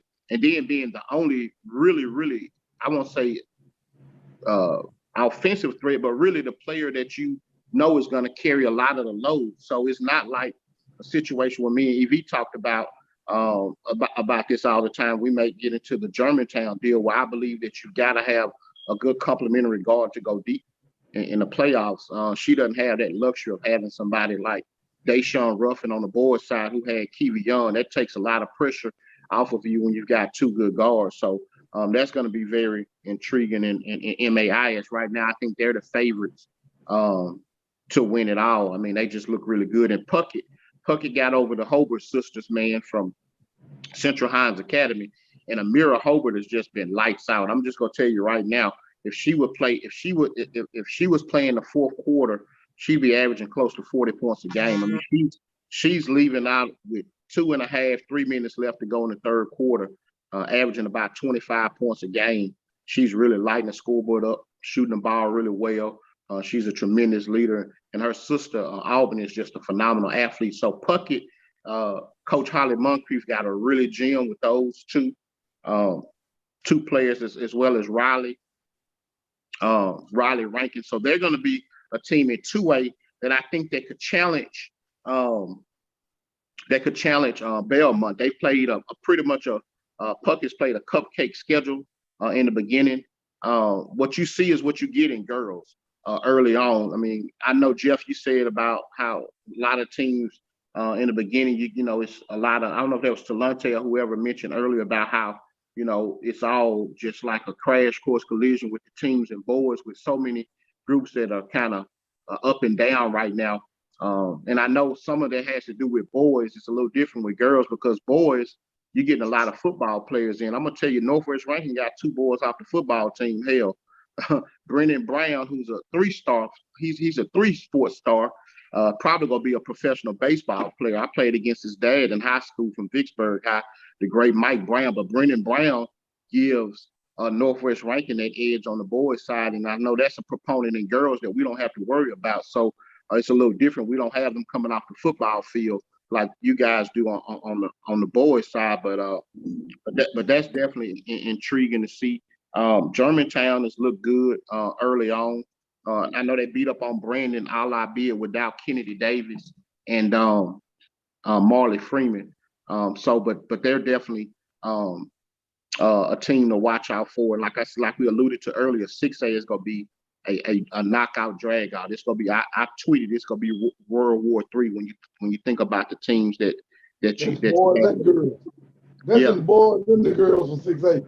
Yep. In 6A too. EV is gonna like this. I mean, him and I went back and forth all last year's shoes about why he thought Clinton should have been ranked the whole entire season. He had no validity, nothing to bag up his statement. He just makes dumb remarks all the time. It just felt like because his daughter goes to Clinton. His daughter goes to Clinton, Kevin, so he felt like I should have ranked them. So, but this year I do have them in at number 12. He believes too low. He believes that they should be a little bit higher, but off the record, he can't tell me one team in my top 10 that I could remove them for. But Coach Fairley has a really good group.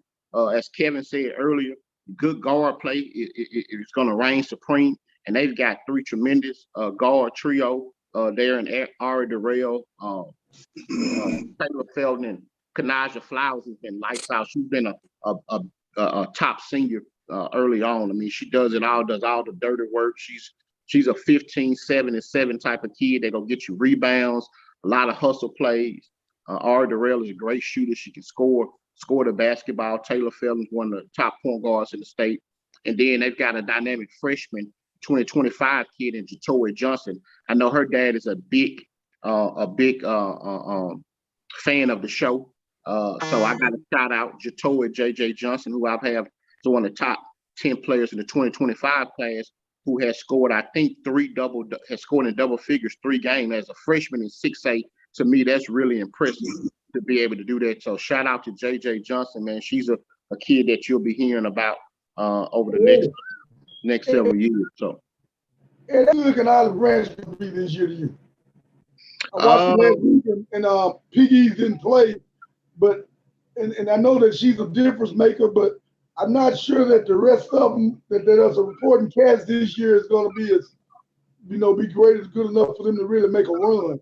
I just wanted to know from your point of view how you saw that. Well, I think that's a great question, Shoes. If Jason can pull this off, this will be his biggest job ever. We've doubted him in the past, and he's been able to make it happen. He's definitely one of the greatest coaches in the state of Mississippi. But Shoes, I just honestly, in 6A, they're so strong, they're so deep. We don't know how she's going to recover from that injury. I wouldn't bet against them per se, but I just think that 6A is just too deep. And I think that you'll see an early exit from Olive Branch this year. I'm thinking they probably get in that Elite 8 game, and then they'll have to run into somebody like Tupelo up north, and Tupelo just got too much for them, in my opinion. So I don't think they'll get back to the Coliseum this year, to be honest with you. So Rima got hurt this year? Yeah, she tore her ACL. She's pretty close to getting back, but yeah, she had a pretty bad ACL tear. So okay. and I'm a fan of her. What'd you say now? I was saying that I was a fan of her. I didn't know she had got hurt. I'm sorry to hear that. She's a phenomenal kid, but that's the one thing that I share with anybody, Kevin, and just a little words to the wise.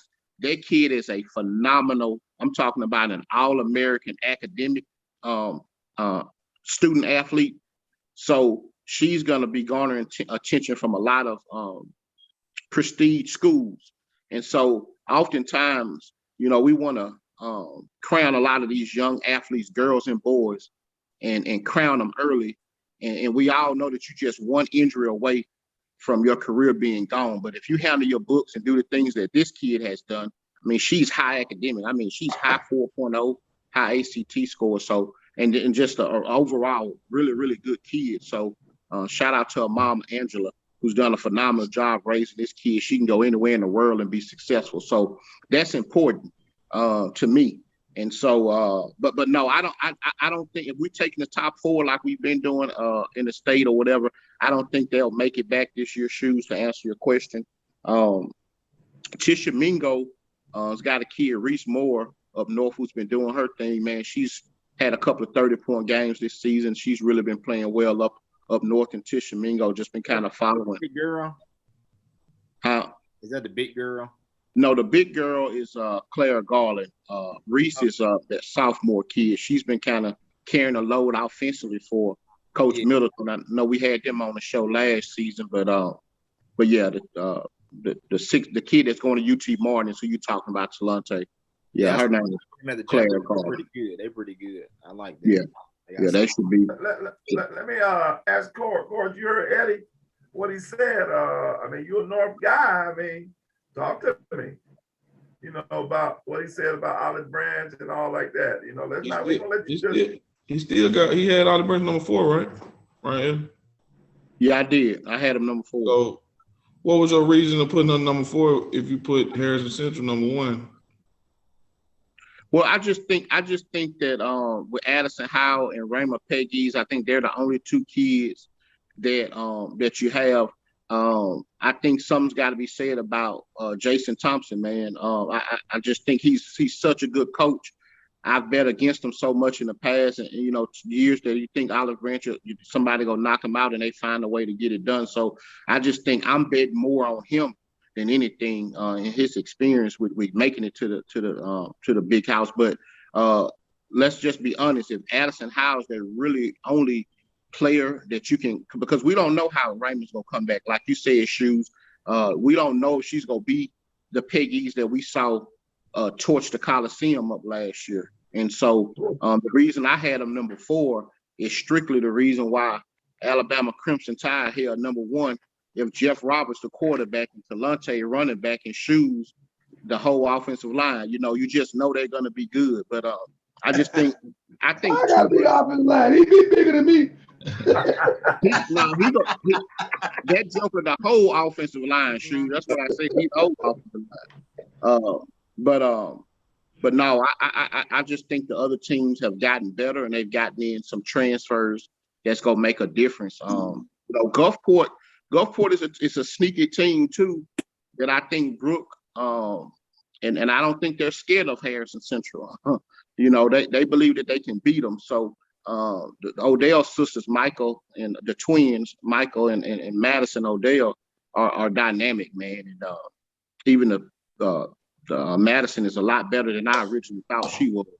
Just after watching her play, she's a really, really good player, and she's going to be a lot higher in my updated rankings that'll be coming out pretty soon. Y'all stay tuned to that. But I just think, Cord, preseason, I think you got to put them in the top 5. They returning state champions. As the season progressed, they could fall out of that top 5, maybe fall even out of the top 10. They're just relying so much on Addison Howe, who I think is a. Did she play last week? Yeah. You don't remember Sue? Yeah, she would have been. I didn't check it out. I wasn't sure. Nobody just jumped out at me like that, so I wasn't sure. Somebody had told me they had a transfer that wasn't playing yet. They do. They got a transfer. They got a transfer from Memphis. LaMoney Owens from Memphis. She pretty good. She has a small scoring guard. They can give them buckets, you know, in certain ways. What's that, Shoes? Don't they got somebody, another, I can't talk about, you know, girls, obviously, but don't they have another, like, starting point guard that's been there for 3 years at Olive Branch? Oh, you talking about Peas? Oh, okay. Oh, yeah, they still got, you know, they bring experience. Then if they get LaMoney in there, LaMoney, she was at Germantown that's in Memphis. The Germantown in Memphis, she played there. She can really fill it up at times. She can really score. So I don't know. I mean, yeah, they take some hits. So, you know, you're just gonna have to wait and see with everything. I think everything gonna be wait and see. Another sneaky team is DeSoto Central, and they got a guard from Central Memphis that don't nobody know about. Her name Tahira Hayslip. She just as good as any guard in 23 class. I don't care what nobody say. You just ain't seen them yet. I seen her. She played for Memphis Elite. AAU. The girl is good. They got Maya Richardson, Tyler Payne, and Janiyah Jones. They look really, really good early in the season. So you better watch them, though. You better watch their team, too. While we have this break, I don't know what you guys eat for your snack, but I eat Doritos Cool Ranch. Doritos Cool Ranch. I don't think folks paying you for all these commercials you doing. Hey, when you just eat chicken, man. Ford, have you seen Lewisburg play yet? Yeah, Lewisburg. I know I had seen a couple of live streams and stuff, but Lewisburg, they're gonna be okay. They'll be better than they normally be. You know, They they got sophomore. Yeah, they got a 24 player. Was Allison Irby, real long, can play the wing, can play the four. She been filling it up. Had like 3 double-doubles, I think. 24, 10, 18, and 15.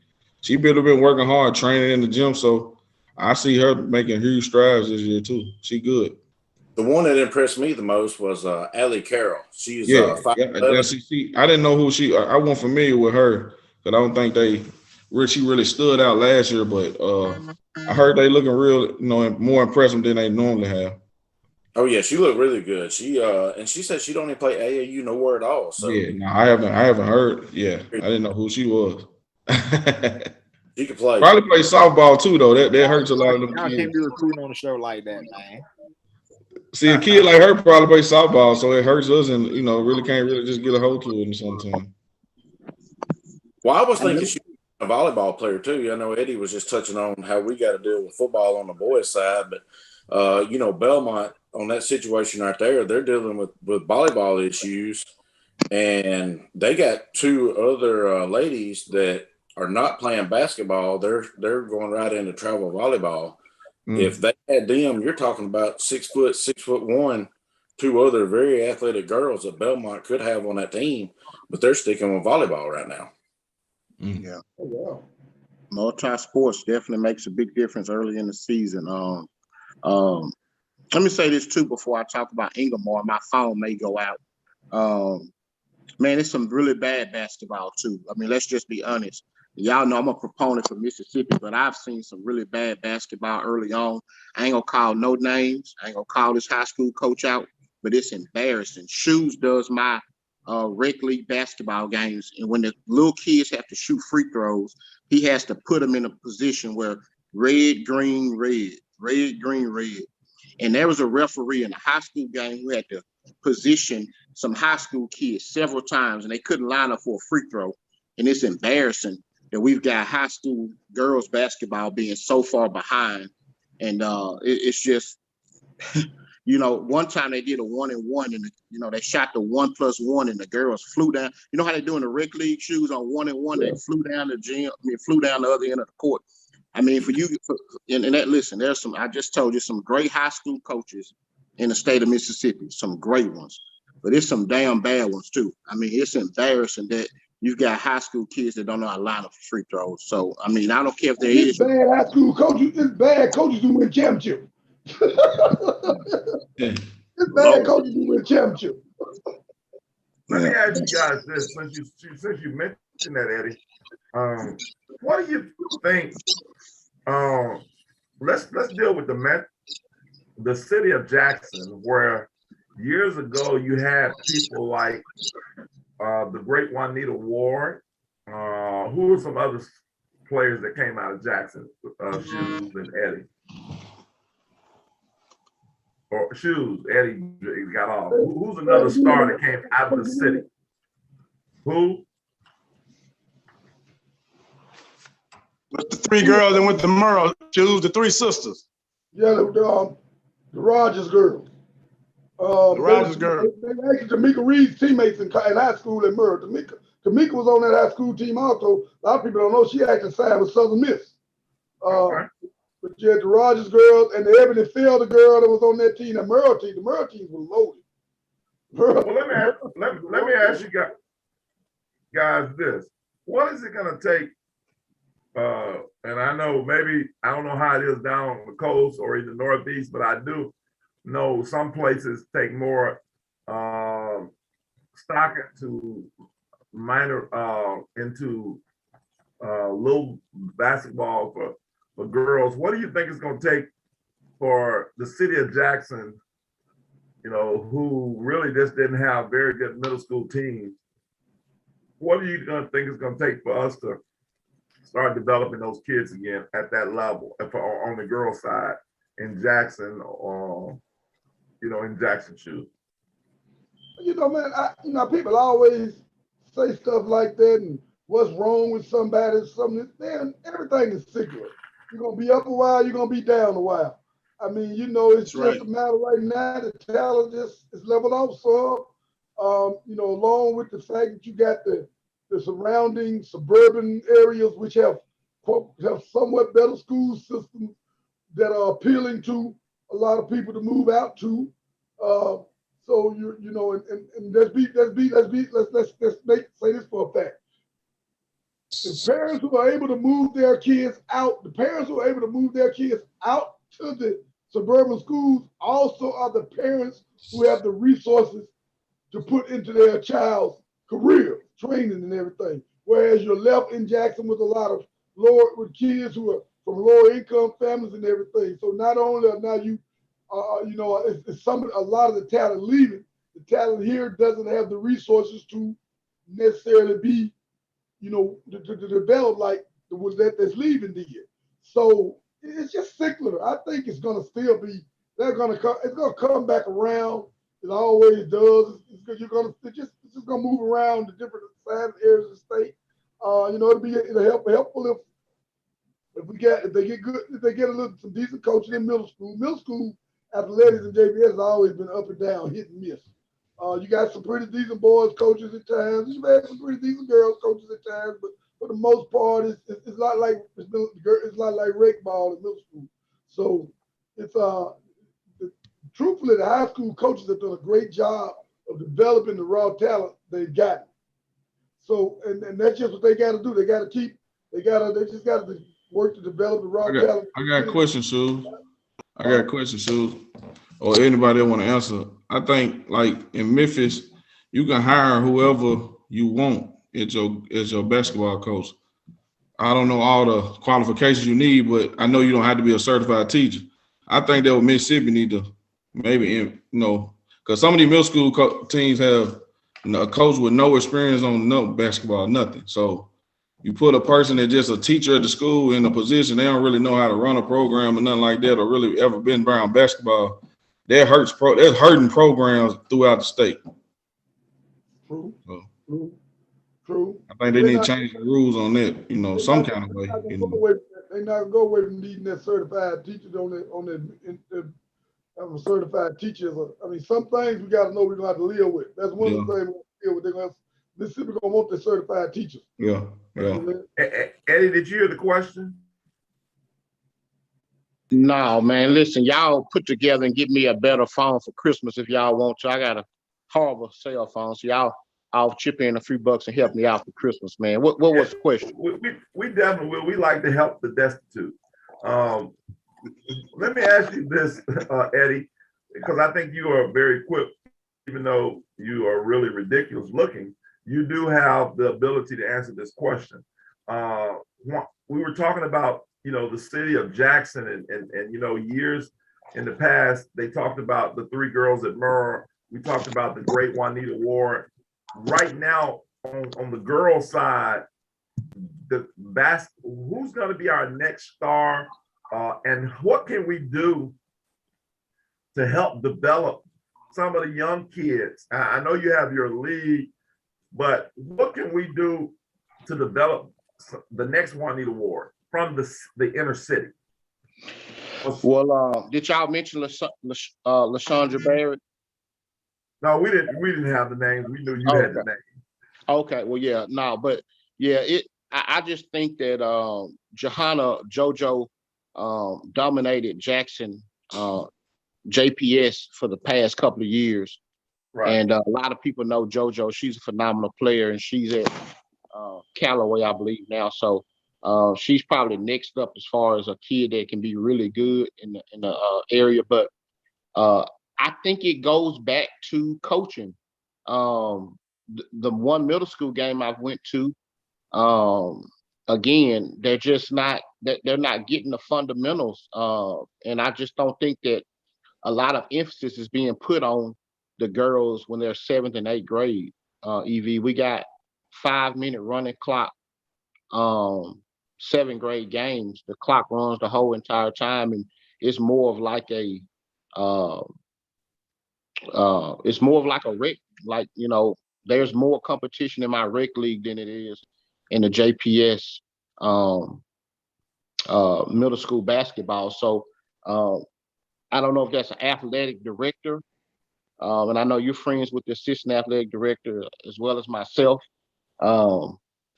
And we love the guy to death, but I mean, let's just be honest. There's got to be something we've got to put more attention on the girls' basketball, because it's as bad as I've ever seen it. Like there is after JoJo, I don't think there was another kid that I would say I would project to even be able to play college basketball in the whole. You're talking about the metro area.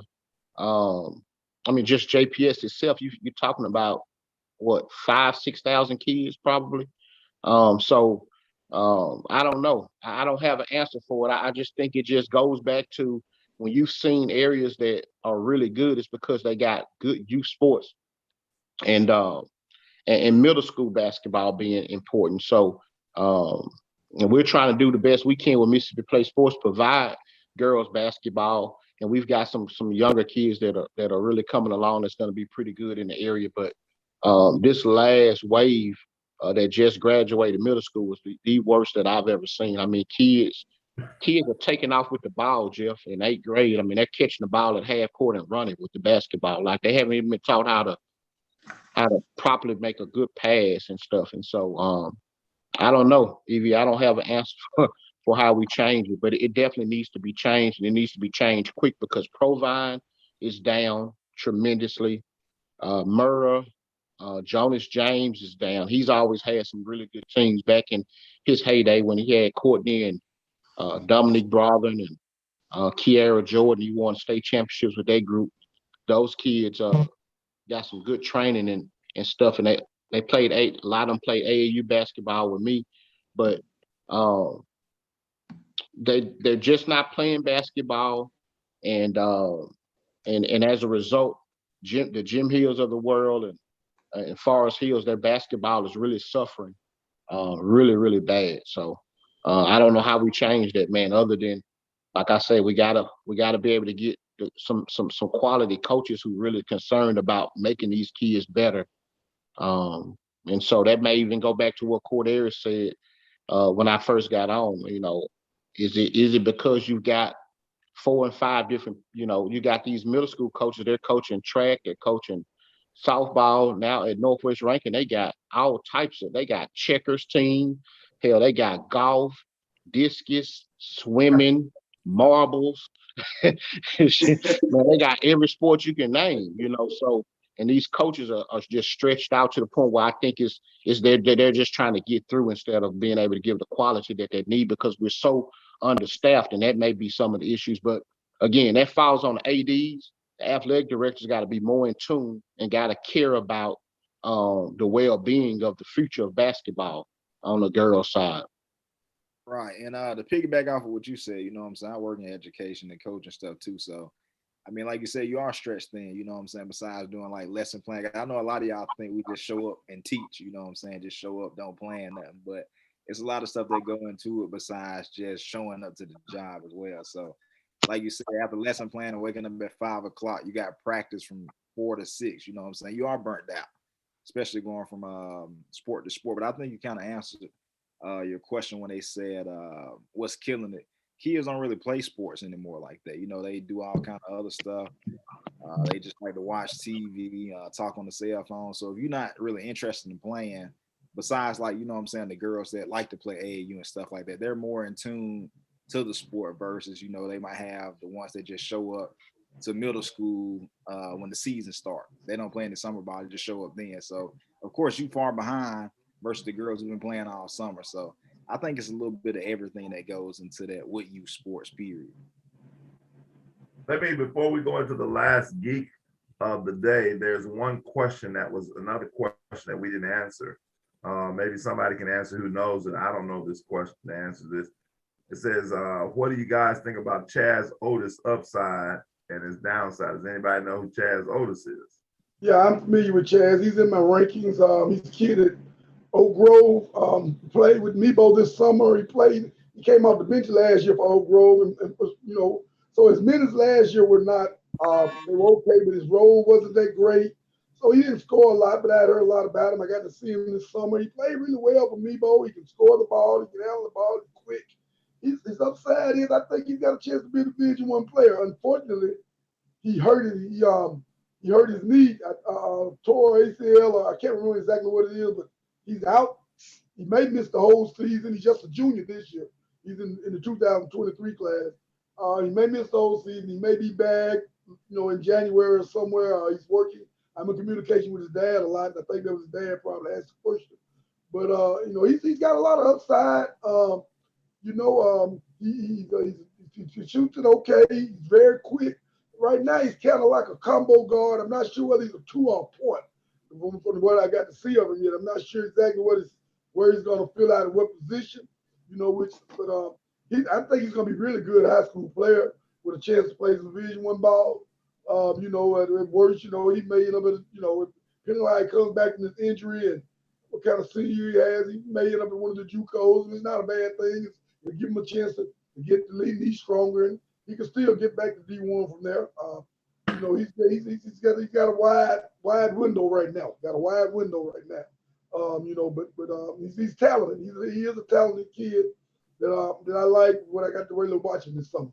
So he's got a chance. Yeah, and I'm kind of like Shoes. I got to see him. I can't remember what tournament it was. I think it was at the Bob Gibbons with Mebo. He can really shoot it. Volume shooter. He can score. He's quick. Definitely a combo guard.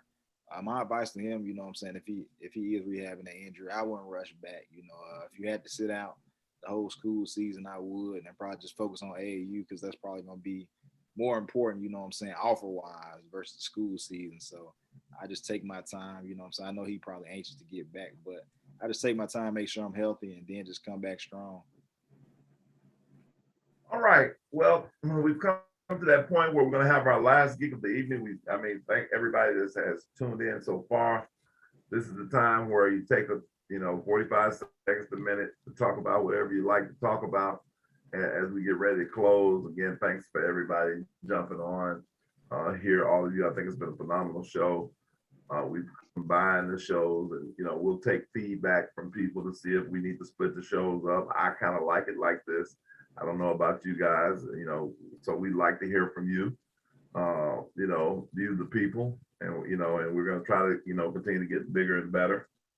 But let's start with Jeff. You have your last geek of the night, and then we'll go to Kevin Cole and Cord, Talante, Eddie, and Shoes, and then we'll to wrap it up. EV, geek to be back, man. Back in the gyms, watching high school basketball. Took the year off of the pandemic and everything going on. Tried to stay behind the scenes, but hey, I'm back now.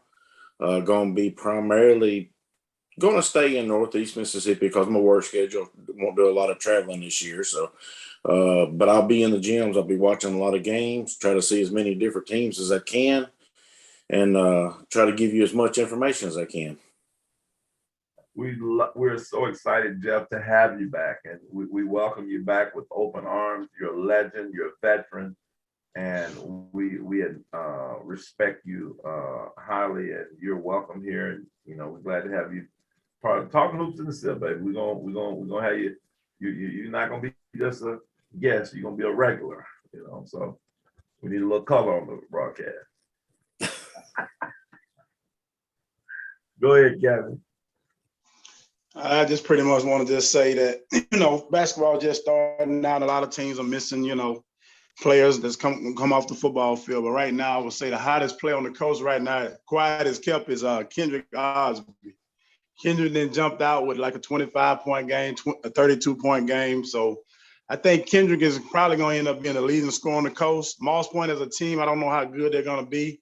They might be able to make a push for a 4A, at least make the playoffs, but I don't know how far he'll be able to carry them. But right now, he's probably the hottest player because he's putting up the numbers. And I just kind of want to give a little shout out to Kendrick because, like I say, he's over there in Moss Point. He's like that Lone Ranger. But at the end of the day, I know Talante and a lot of other people in the state know about him already. But Kendrick then started off real well. Does he have a Tonto? You know, Lone Ranger always had a Tonto, buddy. Tonto with the and Tonto with the Pascagoula. Yeah, you're right. I just said he's a Lone Ranger, and I left it at that.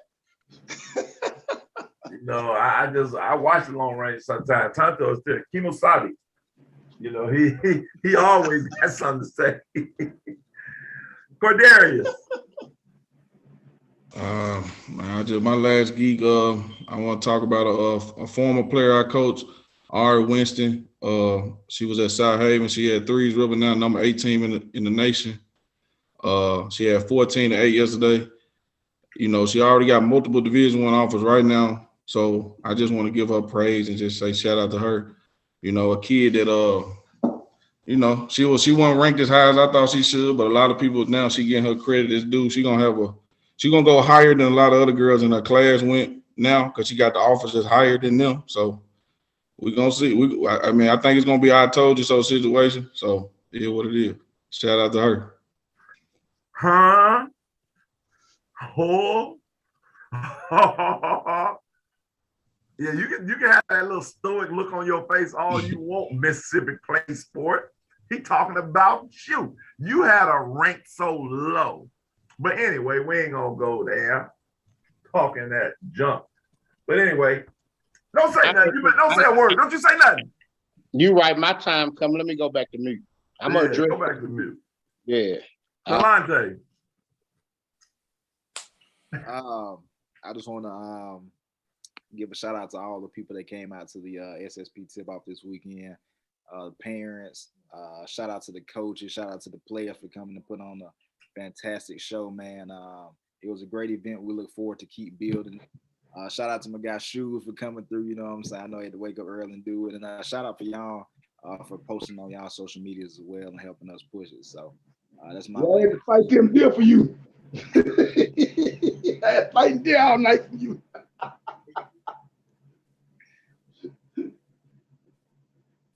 Go ahead, man. I'm just messing with you. Oh, it's me. I didn't hear what you said, Shoes.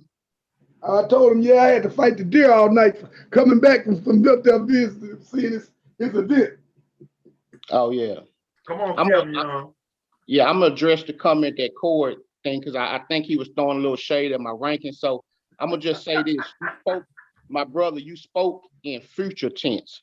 So you spoke, you prophesized that she's going to be ranked, and she, you talked about the ranking. So you spoke in future tense about what she's going to get.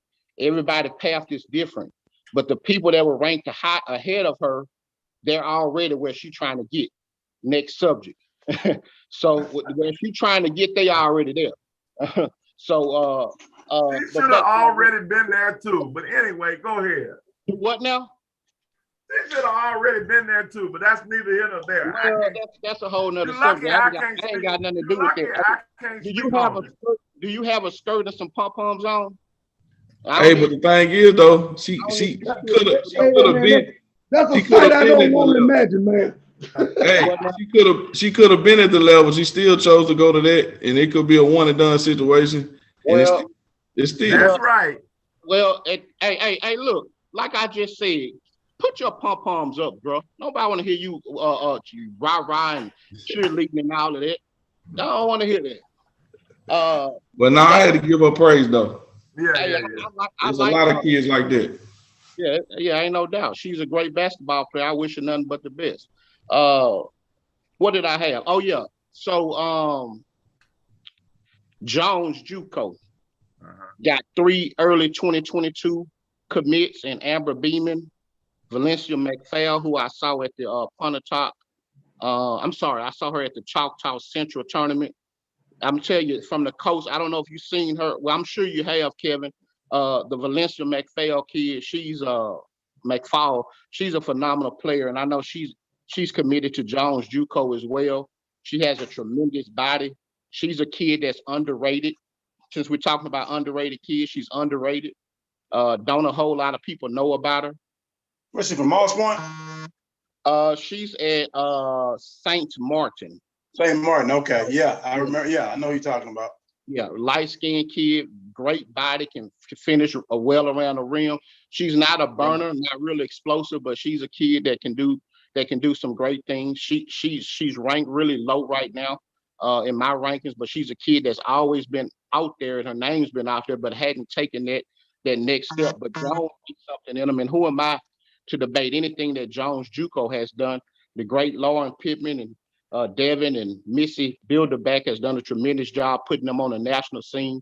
One of the top JUCO. I think they got the highest preseason JUCO ranking ever, I think, coming in this particular season. And then Ashanti Moore, who played for me this summer from Pascagoula. She's a phenomenal player. So all three kids are surprised to see them go after some kids who I believe that are kind of in that middle of the pack in their class, not top 15, top 20 type kids, but quality kids in Amber Beeman, Ashanti Moore, and Valencia. So shout out to them early commits at Jones. Y'all can continue to do a great job, and I wish those girls nothing but the best. And then my last geek of the night is I want to shout out Nikki McCray. I mean, we was blessed to have a coach like her to come in, and she's a legendary coach. I mean, before that, she was a phenomenal basketball player, arguably one of the top women's basketball players to ever lace them up. And so the state was really blessed to have her the short period of time she was at Mississippi State.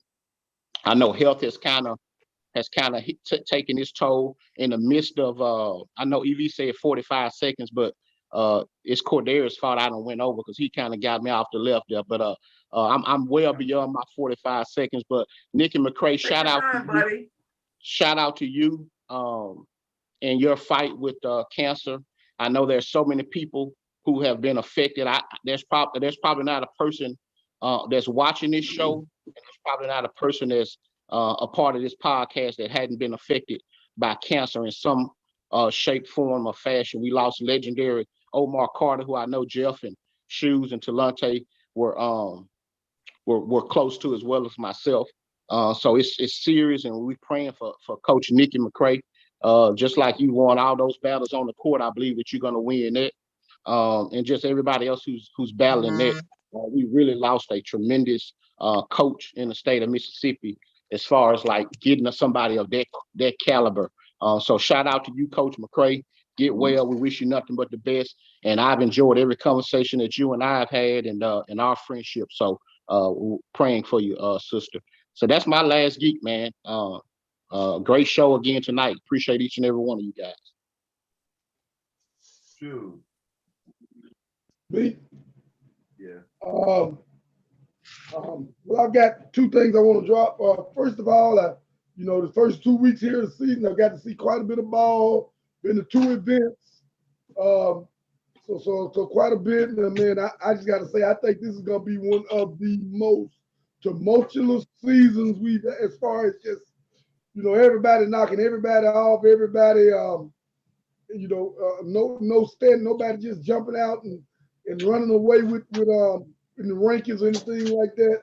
I definitely think there are in 6A there may be 8 or 9 teams that can actually have a chance to win the state championship. In 5A, 4, 5, 6 teams. And even though they started the season off kind of slow, still got to figure Raymond is the odds-on favorite. But in 4A, but Lanier is really, really making a big impression that there might not be a one-team race now. And I'm not gonna count out Yazoo City either. So I'm just looking forward to this season. I'm glad that it's here. I was ready for it, always ready for it. And I just think we're gonna have a magnificent but tumultuous season with a lot of people knocking each other off and a lot of up and downs and basketball. But I think it's going to be a real enjoyable season. That's going to make the season exciting and enjoyable because it's going to be a lot of games that can go either way. That's going to make for a lot of excitement. The other take I wanted to have was I thought about it after I got off the air last week, and I just wanted to give my shout out and my sorrow and over the loss of legendary Lafayette Stripling. It happened. He had died before we were on the air last week, and I forgot to mention it. But that was a guy that I've had a lot of dealings with. Did a great job at Mississippi Valley. Did a great job at Tougaloo. Was an interesting guy, a flamboyant guy, but a great basketball coach in the state. Won state championships in high school level. Put Valley on the map basketball wise. And just it's sad to see him go. I know a lot of people are going to miss him. A lot of people were saddened by his loss. And I just wanted to take a moment myself to express my sorrow and how I feel about him, and say that I'm sad over his loss. Thank you, Shoes. And again, thank you for all of you guys coming on tonight and all of the people that's watching. We do want to give our condolences out to the family of Lafayette Stripling. I'm actually a women's assistant coach at Mississippi Valley, and I know at the men's game the other night against Tougaloo, the Lafayette Stripling Classic, they honored him at halftime. And so he had his homegoing celebration at Tougaloo on Saturday. And so at the end of the day, we all gonna pass that way, as the old folks say. We all gonna leave this world. And I just encourage you to be ready. Will you be ready when your number is called? Also want to say some prayers. He put your name there. He put your name. We also want to extend our heartfelt prayers for Nikki McCray as well. I've known Nikki for a while. Years ago, one of my kids that I used to pastor, youth pastor, Scepter Brownlee, used to train Nikki back in the day at Tennessee. And when Nikki was at South Carolina, visited there. She was a phenomenal coach. And we definitely enjoyed her time here at Mississippi State. And we wish her nothing but the best. And we speak life into her life. And we speak healing. Y'all know I double as a minister, so we'll have the scripture. So we believe in divine healing, and we believe that she will get better in Jesus' name. We also want to just shout out to Deion Sanders as he's gone through some health challenges over at Jackson State. Even though Jackson State is no question Mississippi Valley State's rival, we don't want to see anybody suffer. I know he's had some challenges, toe surgery and stuff like that. And so we want to send out our prayers as he's been hospitalized and hadn't been able to coach the last 3 weeks for him. So again, we speak life into his life. And we speak life into everyone that is listening here. And we really enjoy you guys watching. What I would love for you to do is make sure you inbox me. You have any suggestions how the show can get better or what you'd like to see, feel free to inbox me. If you'd like to come on as a special guest, inbox me. Anytime. We don't mind constructive criticism. And so, and again, thanks each and every one of you for being a part of this Talking Hoops in the SIP showcase. We're trying to make it bigger and better. Be on the lookout soon. We're going to have another showcase classic in March again that we had. The second annual one will be coming up. Talante and Eddie, because I won't be a part of that, will be handling that. But they will be in touch with you shortly about that. And so for Jeff Roberts, Kevin Cole, Talante Weber, Kadarius Jones, Eddie Young, and Lavelle Shoes Johnson, I'm Coach EB, aka EB the Geeker, saying good night